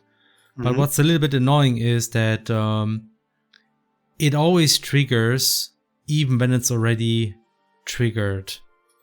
So that's maybe something. You have to deactivate it then. How can you deactivate it inside the thing or what? Yeah, step. No, disable reaction. Okay, I can see it. Okay. Disable reaction. I mean, yeah, I know what you mean, but that's like how I did it so far. Just disable reaction and then it's gone. Oh yeah, that works. Yay! And then it flies off away from the player. Hi. I mean, we had like the disable proxy reaction step separately, but I basically meshed it into one because it's like the same thing, just with, you know, some minor differences. Vending machine isekai is pretty funny. Yeah, I can definitely see that it could be funny, but just the question if I would be ready to, if I would want to watch it. Damn it, I can't write today for some reason. React. Oh yeah, right, and you can also, I think that's something I changed. If you make disable reaction and then don't choose a reaction, then it just disables all the reactions. Yeah, okay, that's fine. Just a minor thing.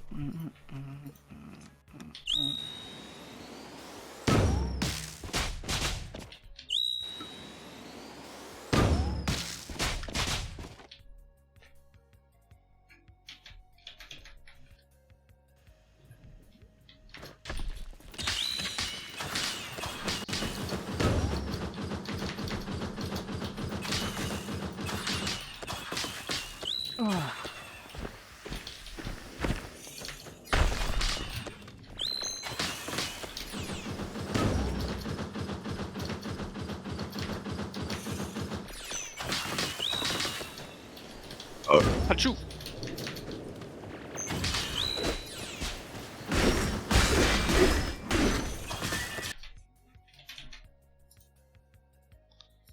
Okay.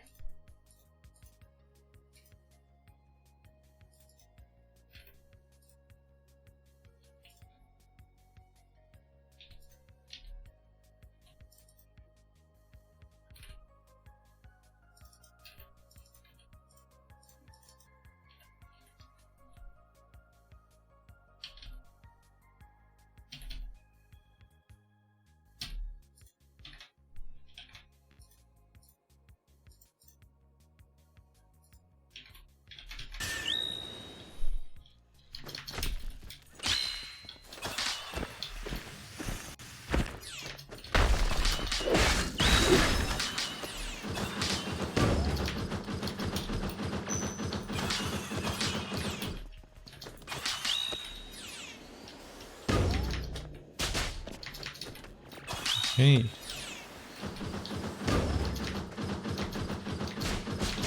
Oh, wow, wow, wow, wow.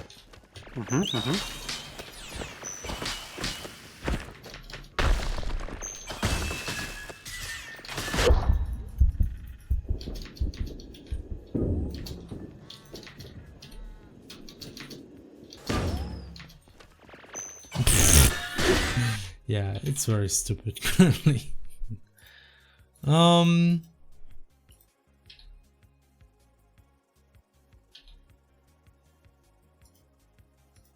Yeah, but I'm sure there's a way to make this work.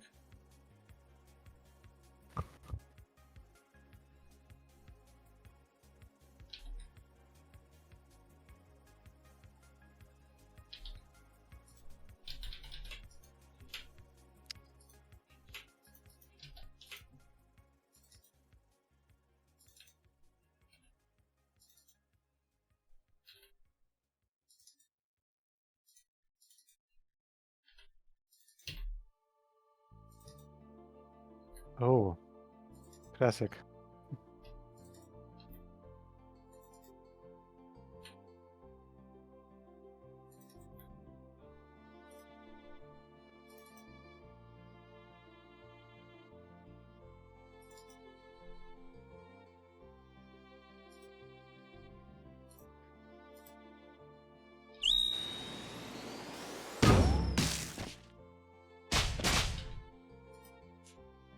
Hmm.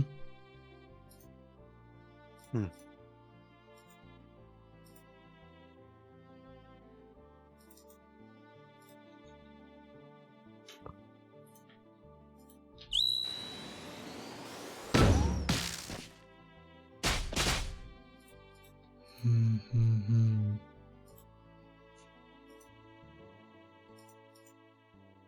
Ah, okay.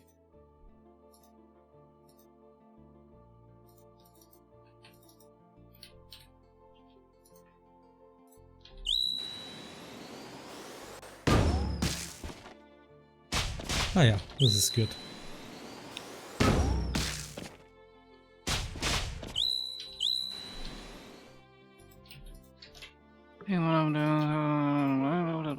When you make a kind of jump and having fallen, it's a beast, okay. We radical dreaming up in here. The audio of Alabaster Dawn sounds awesome. Excited to see how the soundtrack shapes up.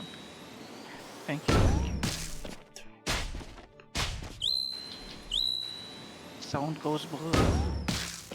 Oh right, Frieren. Yeah, we still need to watch Frieren, Felix. Oh, we some point. we do at some point. I mean, yeah. we can also do it just with Felix and me if you already went on. I mean, we've really been slacking off with actually finishing our anime. Mm. Have you been shunting your anime responsibilities? Yeah, kind of. But then again, we've been kind of picking them up again recently. I mean, we've almost finished Delicious in Dungeon, and I think they recently announced another season for it, Felix. Did they? Yep. Which is not surprising because it's like pretty popular. So I'm assuming they will finish the manga, which is also not super big, super long from what I know. Hmm.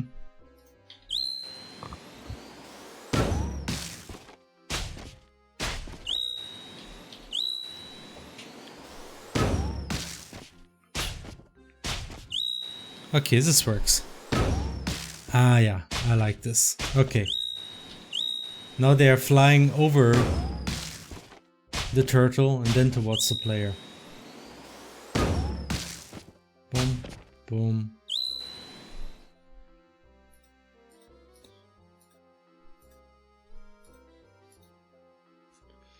Oh, you know what? I could just say shoot proxy. Energy ball.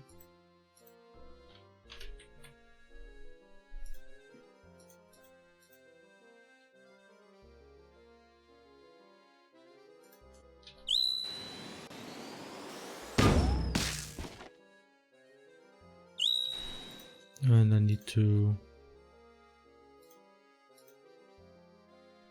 shoot immediately, please. Maybe add still a wait here.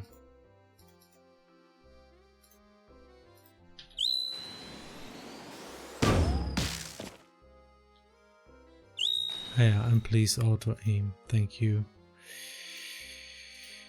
Aim type auto. Thank you.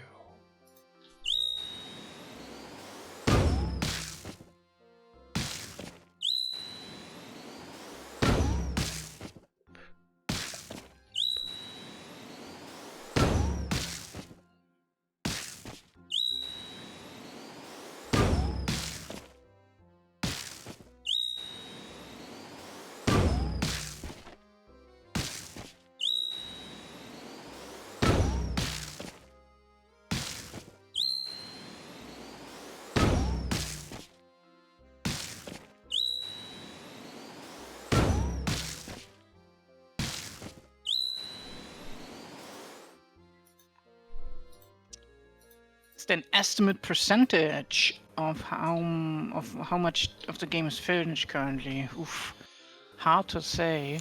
I mean, a lot of the Yeah. systems are there, you know, like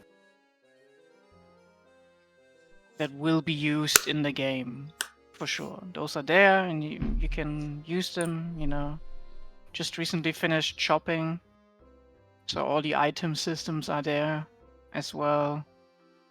But you know, what's missing is the content for you to like go in and play. You know, run around, the story bits, side quests.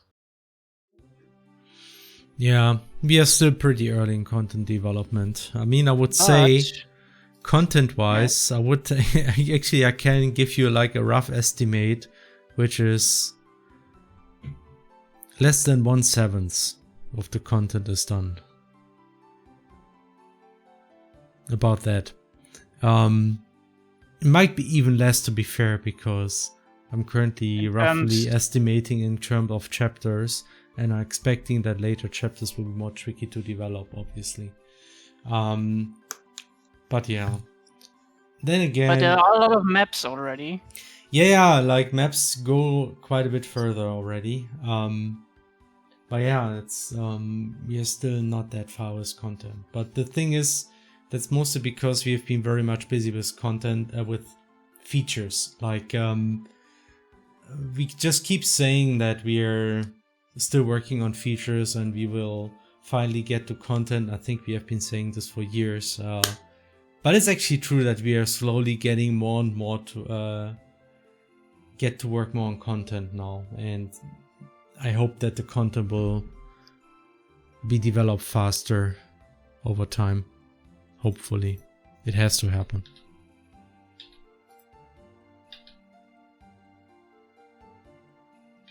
I'm game. Mm-hmm. Yeah, I'll do more maps. We did a big chunk of a city that took around, I would say, like 3 months in total, but it was during the winter months, during the like holidays, so you know, maybe 2.5 to do those 3 maps, of which there will be 5, I think. 5? No, 6. 6, because you get the garden map as well. But to be fair, the hardest one of those maps is already done. The biggest one and hardest one has been conquered. Yeah, yeah. It was fun working on those.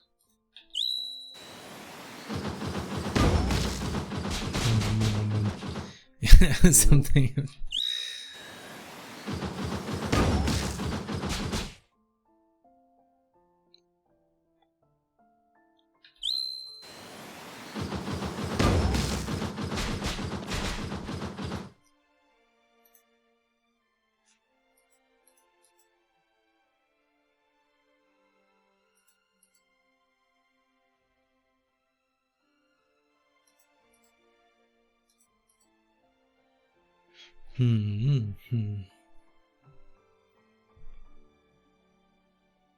No problem, Moon. We got you. We got you. Actually, something which might be nice for those entities here is that when they hit you, they automatically will be destroyed. But that's currently not possible because I'm not using the tackle here. I'm using the spinny move thing.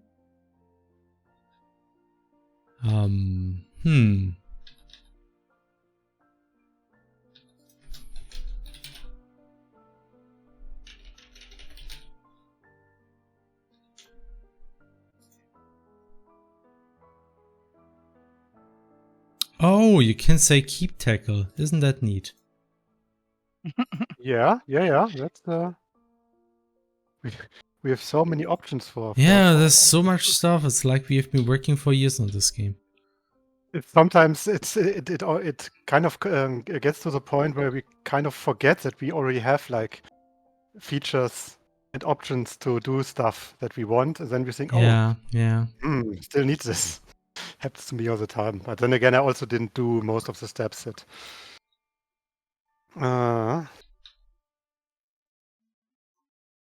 Not me. I remember everything. Yes. I might still use hit circle though, because it has like a certain advantage. Like the problem, it doesn't solve my issue here. I think what I need to do is like when hit circle hits something, it needs to tell the attacker, hey, stop your action. Or like the action is over, because in that sense, generic proxy will automatically be destroyed when that happens. That way I can say it can spin around, and as soon as it hits the player, it's just destroyed. Because that's something that would make this a little bit more balanced. Because right now, if it's spinning around the enemy and you run into it, and then you just keep getting hit over and over, it's a little bit too. I mean, you probably have to reduce. Now I have to think of this one enemy from Terranigma that we have. Yeah. Gotten a lot of frustration with. Which Fun fact, I mean, actually, the crystal enemies. We've mentioned this a few times in previous months, but we are doing some retro RPG gaming at our office once in a while. Like we finished Secret of Mana like some months ago, and currently we are going through Terranigma. Yeah. Which is like, of course, very dear to our heart because it's one of our big inspirations for both Crosscode and, you guessed it, but you don't get points because it's so obvious, for Alabaster Dawn, previously known as Project Terra. Hint. And it's a lot of fun, and we think that Terranigma has aged pretty well for the most part. Yeah. Especially like the overall game flows, overall game feel with the combat system, it's aged surprisingly well for like an action combat system for RPGs of that time. However, it sometimes has like some game design aspects that are very of that time, let us say, where a lot of cheap hits that you take that you can barely avoid, or just with some luck. And there are, for example, some enemies that have like some stone projectiles that surround them the entire time. And sometimes you have to confront them at very narrow spaces, or even have them basically camp a ladder or something. So it's like really difficult to get up a ladder without getting hit by them and getting knocked down again. Yeah. There were like But some interesting design it's not decisions. too bad because you can like heal yourself up pretty quickly and stuff like that. It's not like you insta die from that, but still very funny.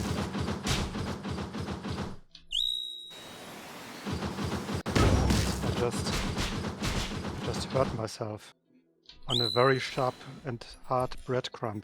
Oh no. He hurt himself today. Clearly, there are balls in Crosscode because there are Enigma balls. I mean, you could also say there are balls in Alabaster Dawn because there are Enigma balls, and it would be even closer to for the comparison because it's both enemies.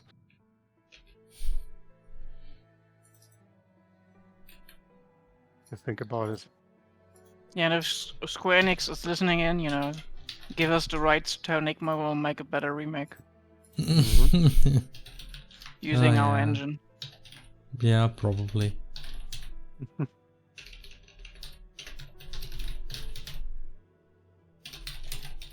Whee. Oh, you even kept the projectile shot on the thing. I mean, probably will remove it because the thing is now we have those rocks. So the idea is that the rocks it will actually use better. the rocks to do this. They're actually more in line thematically with the enemy. Just think about it. So instead, it will now go against the enemy and keep hitting it. I think I have an idea how to implement this. That the thing will just destroy itself when it hits anything. I can actually add a condition to the sticky move. That's something I have to add eventually anyway. And I can just make this a combat condition because it's more flexible. And then you can just query if the entity has hit anything already, because you can, it's tracked somewhere. I think there's like, yes, there's hit calls, hit count. There's a hit count here actually. In the damager component.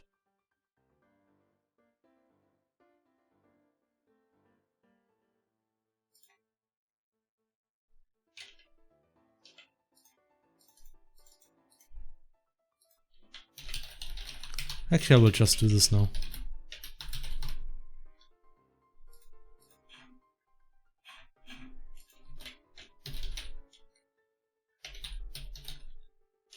Has hint, and now I will add has hit. I will just call it has.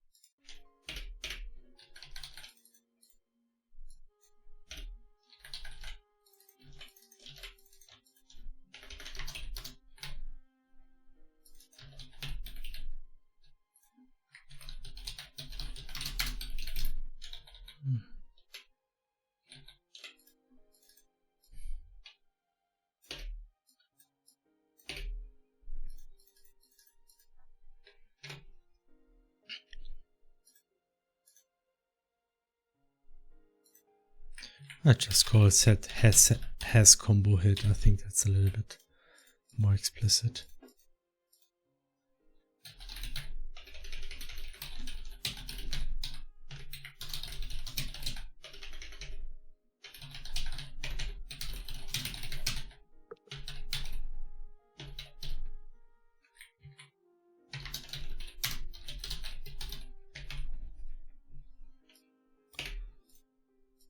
Okay. Now the next step is sticky move.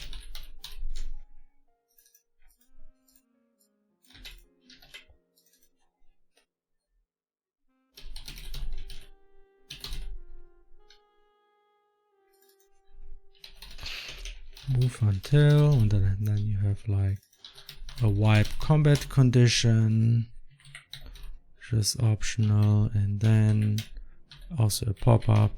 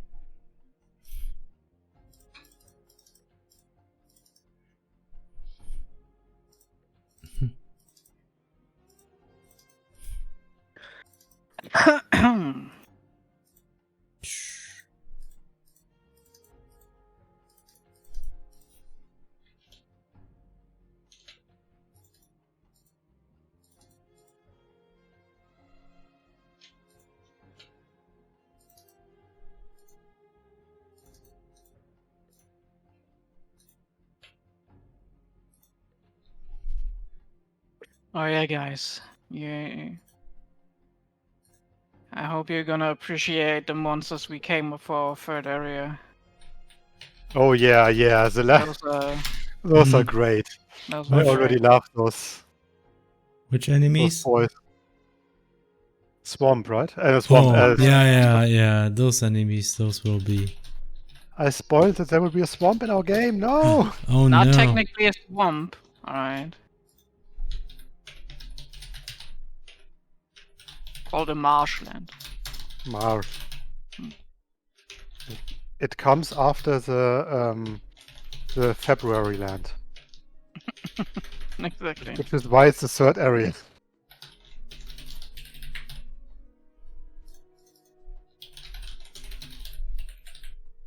Is No, this a boy, poison? no. Don't worry. Maybe. No, don't scare them.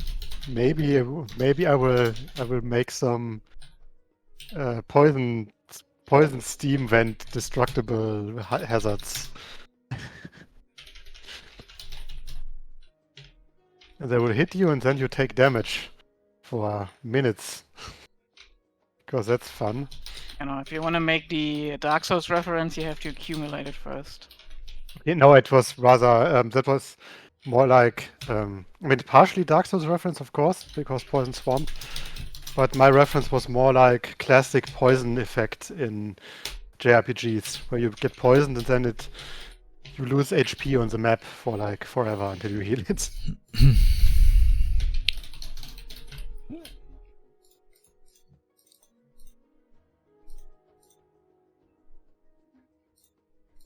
Mm-hmm. Okay, let's see if that works.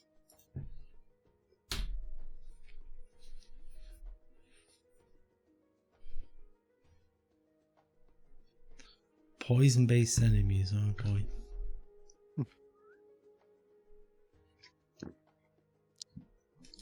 I also don't think we do have to do the stream very long today. Mm-hmm. Mostly because I'm already kind of exhausted. My sleeping rhythm also is rather early these days.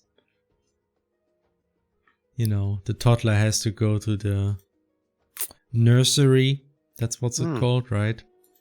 It's one of the names for it, but Yeah. it has several. By 9 o'clock he has to be there. So I always have to get up before that. And but at least then he will be at the nursery. That's true. And then you have some time. So,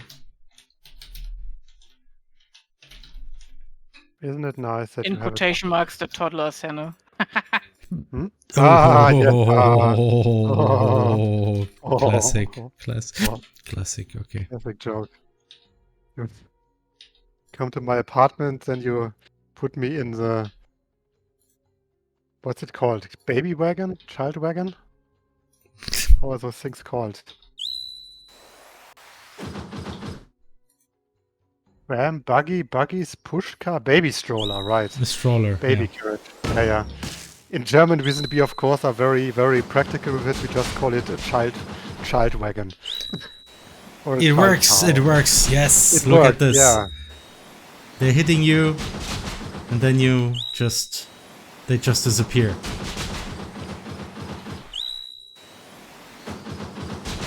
Oh, yeah. Cool. As they should. Bum, bum, bum, bum, bum. Nice. They better, or else. Okay, that's a great one by Blazerwing. Poison-based enemies implies the existence of poison cringe enemies. Poison cringe. What? Because It's poison-based. basically like a teenage boy who's like, "You don't understand me." Okay. Like A child wagon. yeah, child There's wagon. only one thing worse than a rapist. Child. Okay. What? A child. Gonna That's start stupid calling it- scene. That's stupid scene. Oh, Wait. man. What? Where's the scene from? Don't you know this one? There's only one thing worse than a rapist, and then somebody just shows the word in front of rapist, and that's like a child rapist. But then the guy no. says a child. Damn it. Where's that from? I don't know where it's from, but it's epic. It's perfect. Perfect delivery of the line. Yeah. A child. There's only one thing worse than a No, What the I don't. Hmm? I don't know. I just thought there's the video and it's like something else.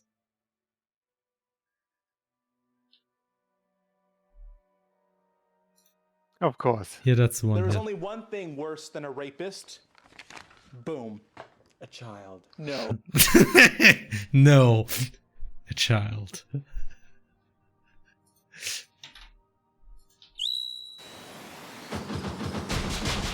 Okay. That one, yeah, I know that one. Know that you. Yeah. Boom.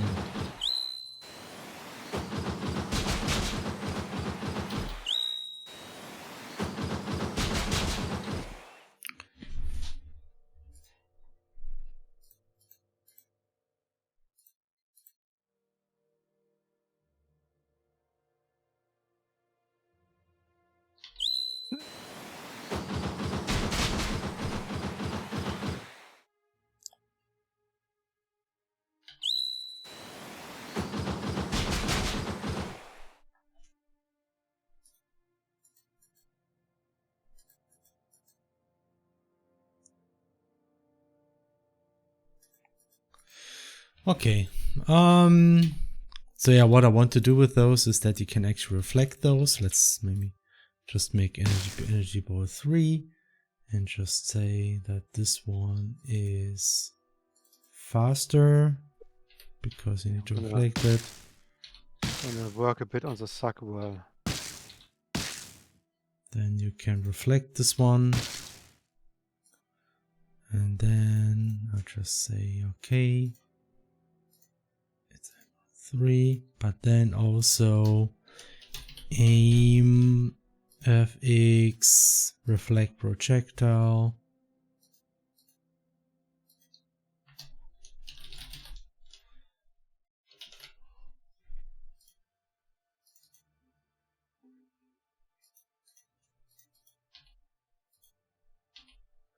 See, that actually works.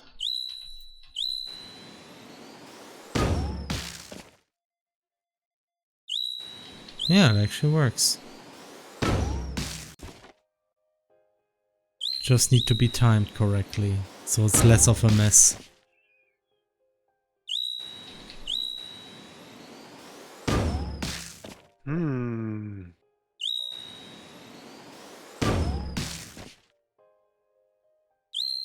They don't really hit the player. Why is that? Oh, okay, because Target should be the target center and not the bottom. Classic. Bang. Okay, that's better. That's better. Bang. Bang. Bang.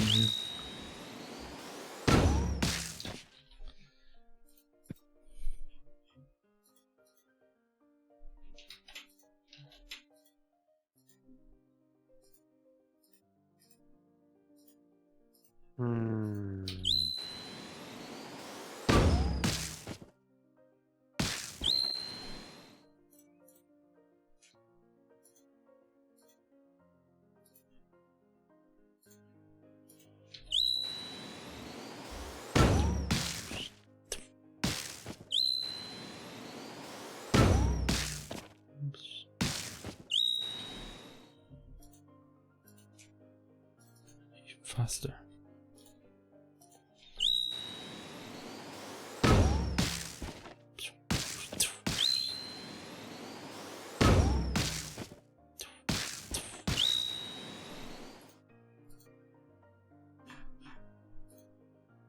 Why are we being so mean to Juno? That's usually what happens when we design enemies, unfortunately.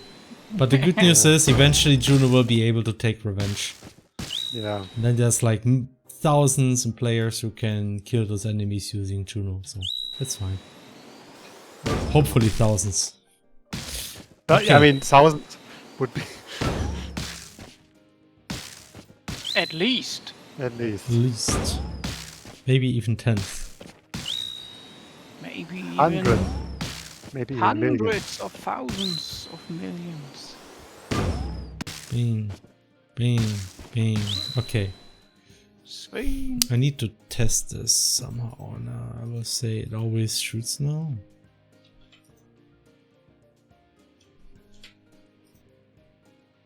Take shoot, always.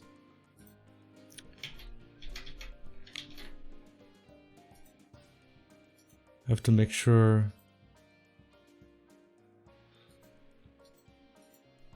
to fix this because now the turtle is broken officially.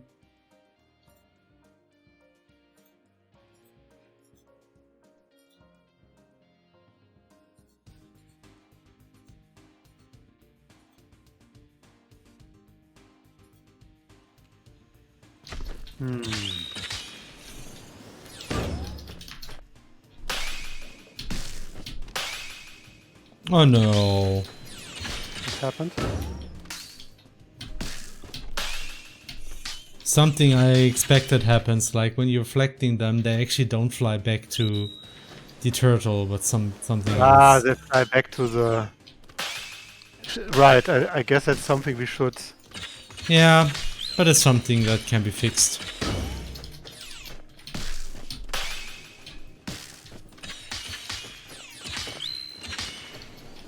I mean, that's something you should maybe make configurable, right? No, they should always reflect to the enemy. Are you sure? Because that should be the proxies. that should be the default, and then if you need it to be actually reflected to the owner, Okay, that should be an option. Yeah. Fair enough. Normally, you want it just to be reflected to the enemy.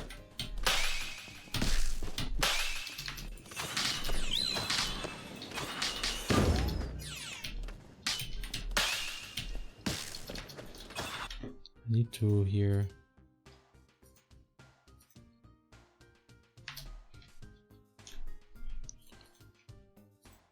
Turtle. Add player camera target. The turtle. Wave. Start next battle wave. Wait a bit. Do it.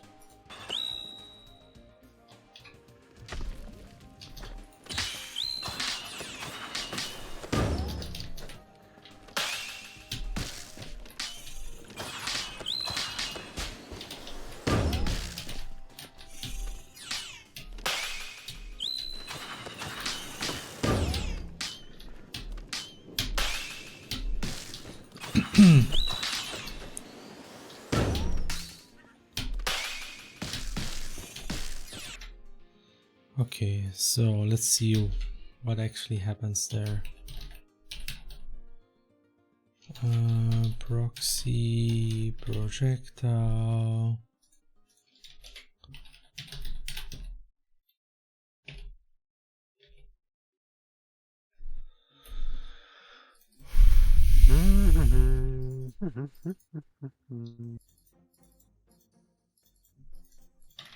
I think actually maybe it's not even... Maybe it's actually working. I think the problem might be...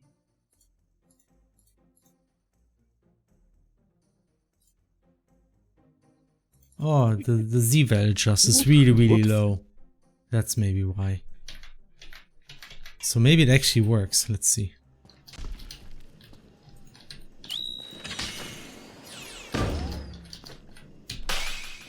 Yeah, it works. It actually was already working.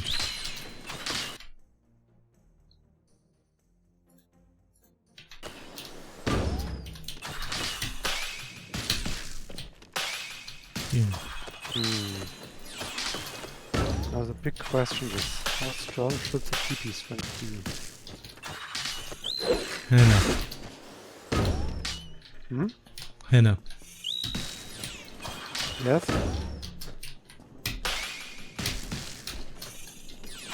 Is something not working or? Nothing. Okay. Man, that looks really cool, I think, with those rocks that basically Yeah, just the timing is a bit too strict. split like, away from the... Yeah, but still, it's a really cool looking attack. Boom. And he also does his normal attacks, or is it just something you haven't removed yet? I mean, they should happen somewhat in parallel, but I need to improve the timing so it's not quite as... It's like the timing is too tricky right now. Has to be harder. I mean, they are totally late game enemies, right? Yeah, like it's, you know, it's like first dungeon mid boss.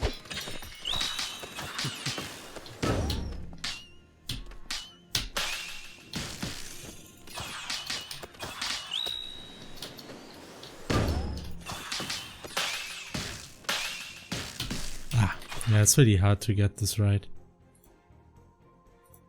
But if I increase now the duration to 1 second, should be okay.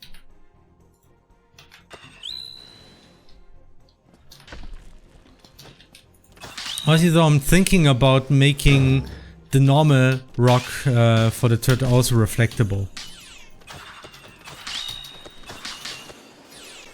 Sure, why not? I mean, it would be more consistent.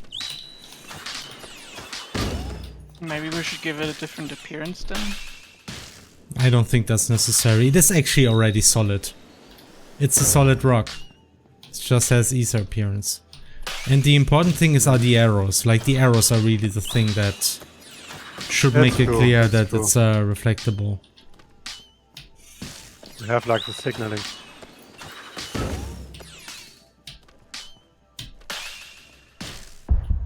And then... God damn it, Ophelia. She really likes shooting against walls right now. God damn it, Hannah. Did she do this again, or what do you mean?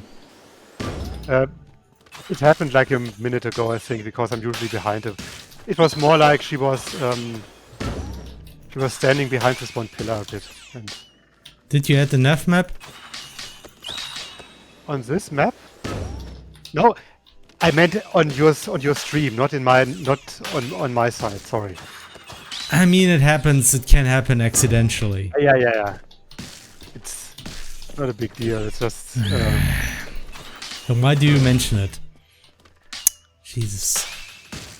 You want me making fix this again, and it's gonna be like a huge hassle to fix this. So just accept it. It's very in character for her. Yeah. Those arrow lines are a bit overwhelming usually.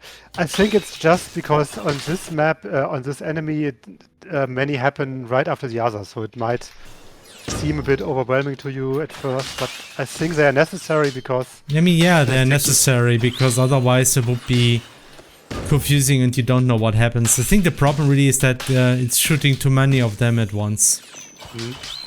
The thing is, they are signaling something very important, that you can reflect the projectiles.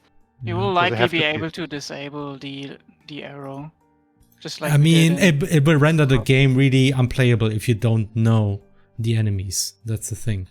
So yeah, that's what I meant. Like, you can disable it if you don't want it, but then you have to live with the fact that you have to like know the enemy, yeah. and which projectiles you can reflect. I mean, That's the potentially downside, obviously. it would be an option to maybe make them smaller by option. Also by option, I mean, like have a smaller effect or something. Sure, we can like that make helps. a radio box. Yeah, we can make those smaller in particular because there's so many of them. But again, I think the problem is here because of the frequency of how many there are. Definitely, because it's like an enemy that shoots like 3 or maybe sometimes 4 of them in a row, and that's a lot of arrows, of course.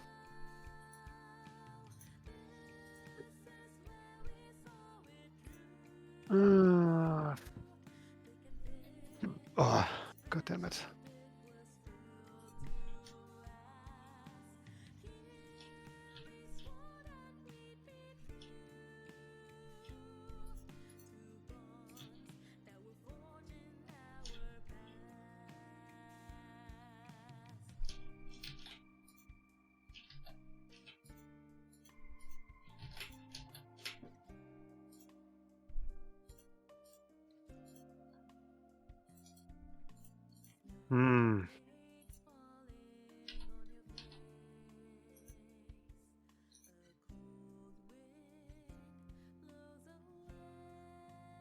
No, I don't agree. Reducing the arrows actually makes the whole effect less noticeable, and it's kind of important that you notice it.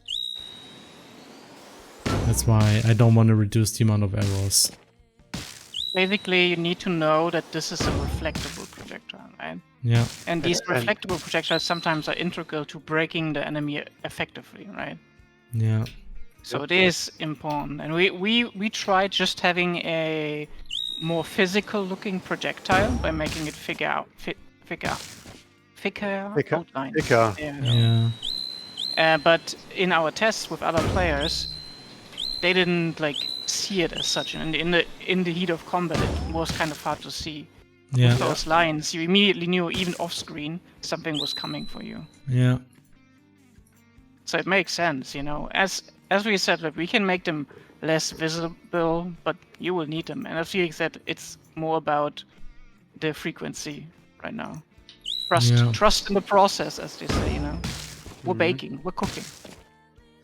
Yeah, I mean, we will tweak it until it's not overwhelming. I mean, honestly, most combat, I mean, that's part of the annoying stuff about doing these kind of development stuff live as people watch, because obviously it will look bad and people will give feedback, and that's mostly because it will look not good until you're done, and it takes you a while to tweak things, and sometimes it takes you like a few days and to tweak everything until it really looks good, and then it's fun, you know. So like a lot of it is just trying around stuff, and I really think the problem here is not the arrows, it's really like the frequency and the pacing. Like for instance, now I made it smaller, and it's kind of like there's less stuff happening in parallel, and it becomes I think more playable now. The only downside is that there's too much stuff happening in the beginning, so something I can do is that I just wait here.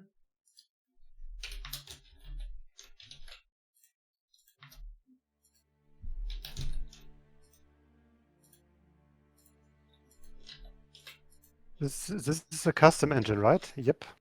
Yeah. Uh-huh. We did this. With our own 2 hands.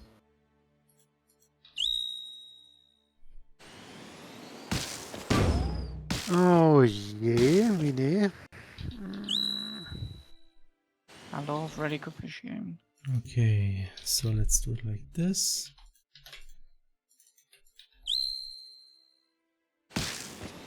I love me some redfish games in the morning.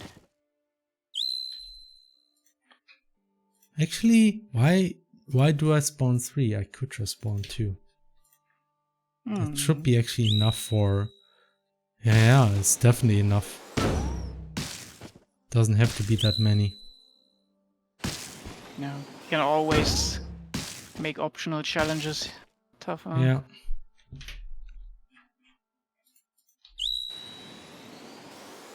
Actually, now that I said it, I have an idea for a tougher version of that.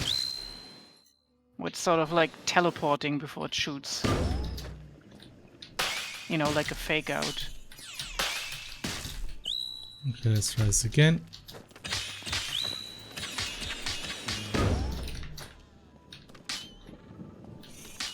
And now it's actually too long. It has to be shorter. Proxies.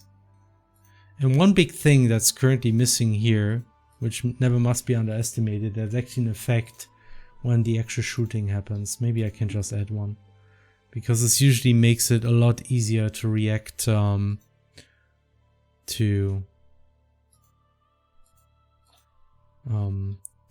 the projectile.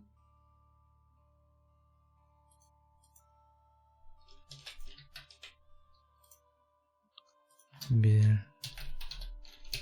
FX.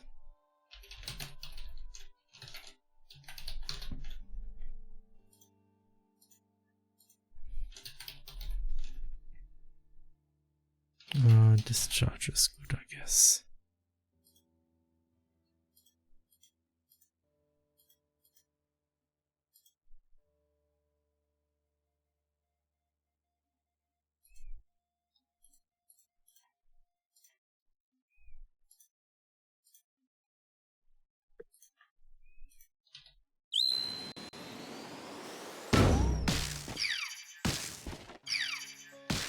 Okay.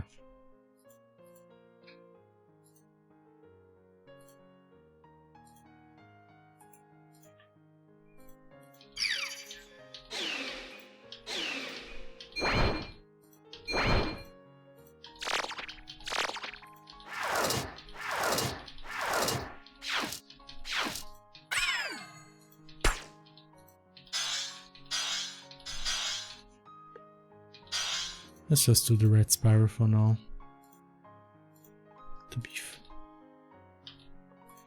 To be polished.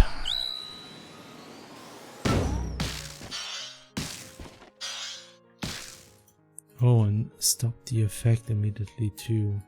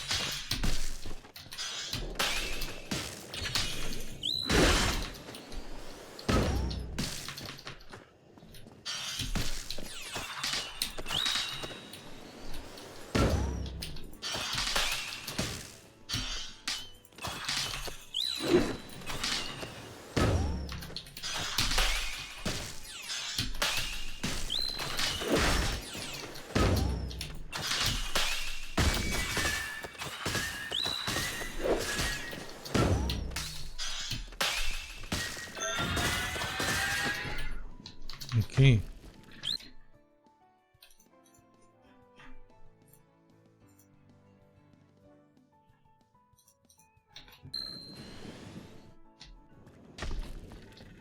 Yes, this is a custom engine. Radical Fish and Radical Engine 5, yes. That's the one. 5?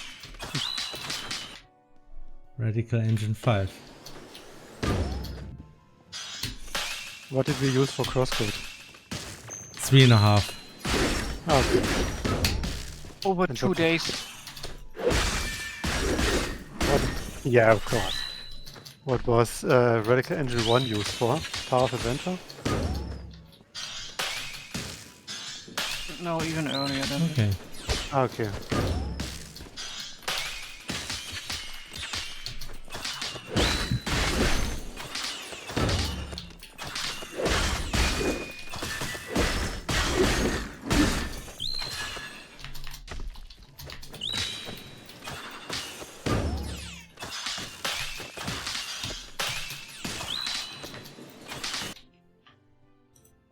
Mhm.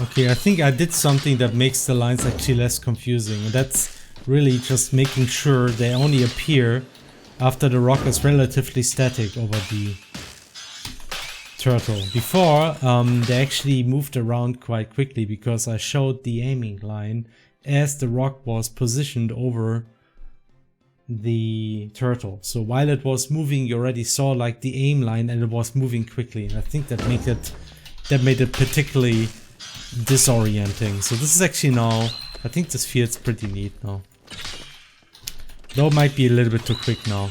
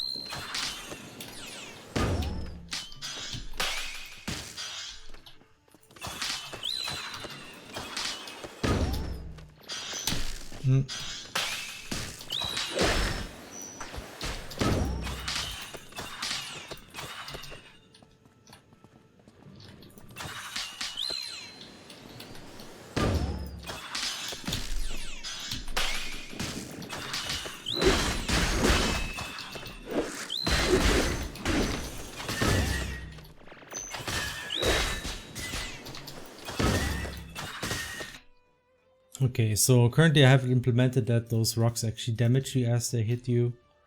But maybe I would just not do that, in fact. Actually, thinking about it, I think it might not be a good match for this enemy.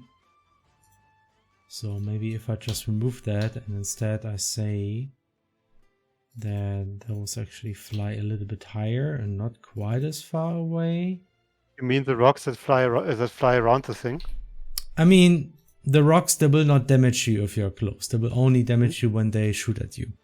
Okay. That's what I would Yeah, do. I mean, it's makes sense. I mean, I think the flying around thing is nice, but for this enemy it might be a bit. Yeah, especially since it's quite mobile and it's supposed an enemy where you can get close and hit it if you want to. I mean, it would maybe work if you could destroy the things, but I mean, that's already the case. You You're can, right. in fact. Okay. Yeah, But I don't okay. think it helps that much. I know.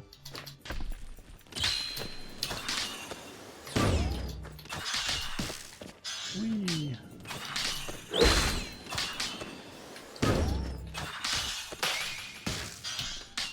I think they just need to spin a little slower now. Because, Yeah, because they're so close like this, no? Don't have to. Yeah, that's good. Okay.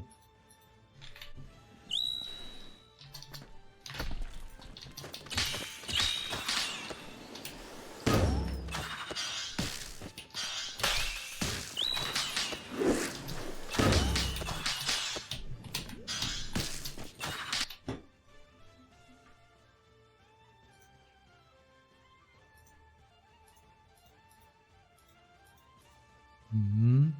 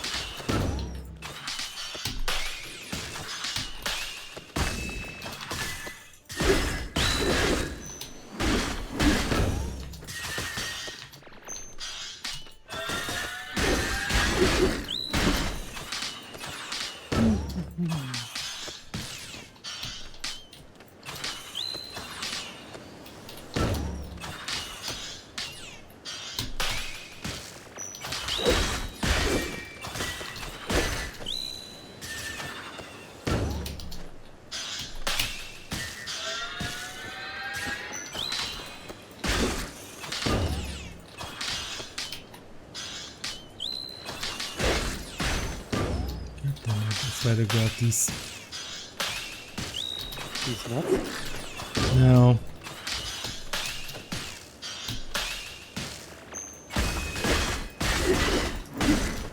Reflecting projectile, something about it just is more tricky than parrying other attacks, I feel. I still get this feeling that it's a lot harder to do that compared to just parrying normal It's attacks. way too generous. No, I see what you mean, especially when it's like... Anyway, I think we are almost at the 3 hour mark, and I wanted to stop at about 3 hours, so... But I guess we did make some pretty decent progress. I mean, I did manage to roughly implement the idea I had in mind. So now it's just about combining these mechanics for cool attacks. I mean, there was something else I wanted to do. I was thinking about having rocks falling from the ceiling attack for this enemy, actually. You know, like for that wall enemy. But we could... What wall enemy? I don't know, like, you know. The thing that is still a secret. Yes, even to me. Yeah. In a way, because I still haven't fully planned it out and finished it and everything. Soon. I can already see a minigame that with a counter ball mechanic, like ping pong. I mean, maybe that was already something tested. I don't know. Do we have enemies that can parry counter, like a counter projectile? That's true, right? It hasn't been. We don't really have the Ganondorf the Ganondorf thing. Maybe we can do that. Let's see. Actually, I always call it the Aghanim minigame because that was the enemy that did it first. The what? Okay. I think it was called Aghanim. It was like Ganondorf's right hand flunky. Yeah. And that was basically the boss that did it first, as far as I remember. That's true, yeah. Well, actually, very good. Well, actually, moment. But yeah, this pretty much concludes our Alabaster Dawn Gamedev stream for today. It concludes our Alabaster Dawn development. Thanks everyone. Yeah, Release Alabaster Dawn is done. Oh.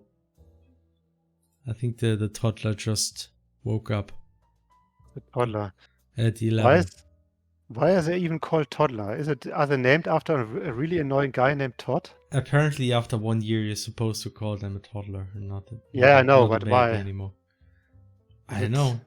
It's just because they're toddling over the ground, like okay, I see. not really walking, but they're toddling. I assumed it was because some guy was named Todd and he was very annoying, so they made. They named those things toddlers. Yeah. It's just like with TED Talks. They're also called like that because some guy named Ted talked a lot and then They named it like that. That's exactly how it is, yes. That's exactly how it is. I learned Okay. that from, yeah. Okay, then I guess this concludes our stream pretty much. Yes. So, Felix, are we planning to do another game dev stream this No, month? that was the Okay. last one. This Okay, month? then- Yeah, sure. Next month will surely be another Hopefully one. next month again. Okay. Yeah, I mean, we are trying to have at least once a month. Because otherwise, you would be paying for nothing. And that would Great be sad. stream. I assume all Alabaster Dawn development proceeds like this with Felix doing all the work while the others joke around and discuss anime. Yeah, that's You can't prove that I didn't work on the that's site. pretty accurate. I actually did some What do you work. on the site. mean? I actually did some working on the side, yeah? Sure. I will have to I know. didn't. Okay. Yeah. Something important we haven't mentioned, by the way. VTubers, am I right? No, actually, the plushie campaign finished. All right. I hope you got your Leia plushie because now the Yes. campaign is over and there's no more There's no opportunity more. to get the Leia plush. There It's will limited never to be another one. 4,000 Leia plush, which is a very I mean, nice 4,000, number. that's a really nice number. I was actually awake when it happened, despite it being very deep in the night because I couldn't sleep at that night. And it was really like, wow, last minute, we need like 1 or 2 more orders, and then we got it, 4,000. And then I guess the 4,001 person was like, okay, I want that plushie, but actually I can't ruin that number. I hope But no, that it's was a not really the case, but yeah. Yeah, me too. But it's a really, really cool number, way more than we expected at first. I mean, remember at first it was like, yeah, we need to reach the 200, otherwise the campaign won't be a success. And we reached that in like half an hour or something, or was it Yeah. 10 minutes even? I don't know. Very quickly. Or within the hour. Yeah, within the hour, definitely. And then it was like, yeah, if we reach this and this number, we get like a higher share of the plushie thing. And then we reached that as well within like a few days. Overall, very, very, very, very nice result. Very happy. And the plushie is very good. I mean, we have a prototype in the office. It's a very good plushie. Anyway, I played the Seinfeld theme, and it's totally the Seinfeld theme that we were searching for again. What is this? Oh, I have no idea. It just says Seinfeld theme.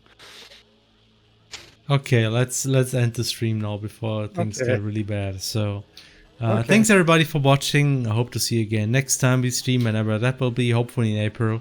I hope you have a nice weekend, or rest of the weekend, Sunday, and all kind of stuff. Anyway, until next time, bye bye. I was watching the whole time. Bye-bye. Nice. Felix, you must die here and now. Oh no.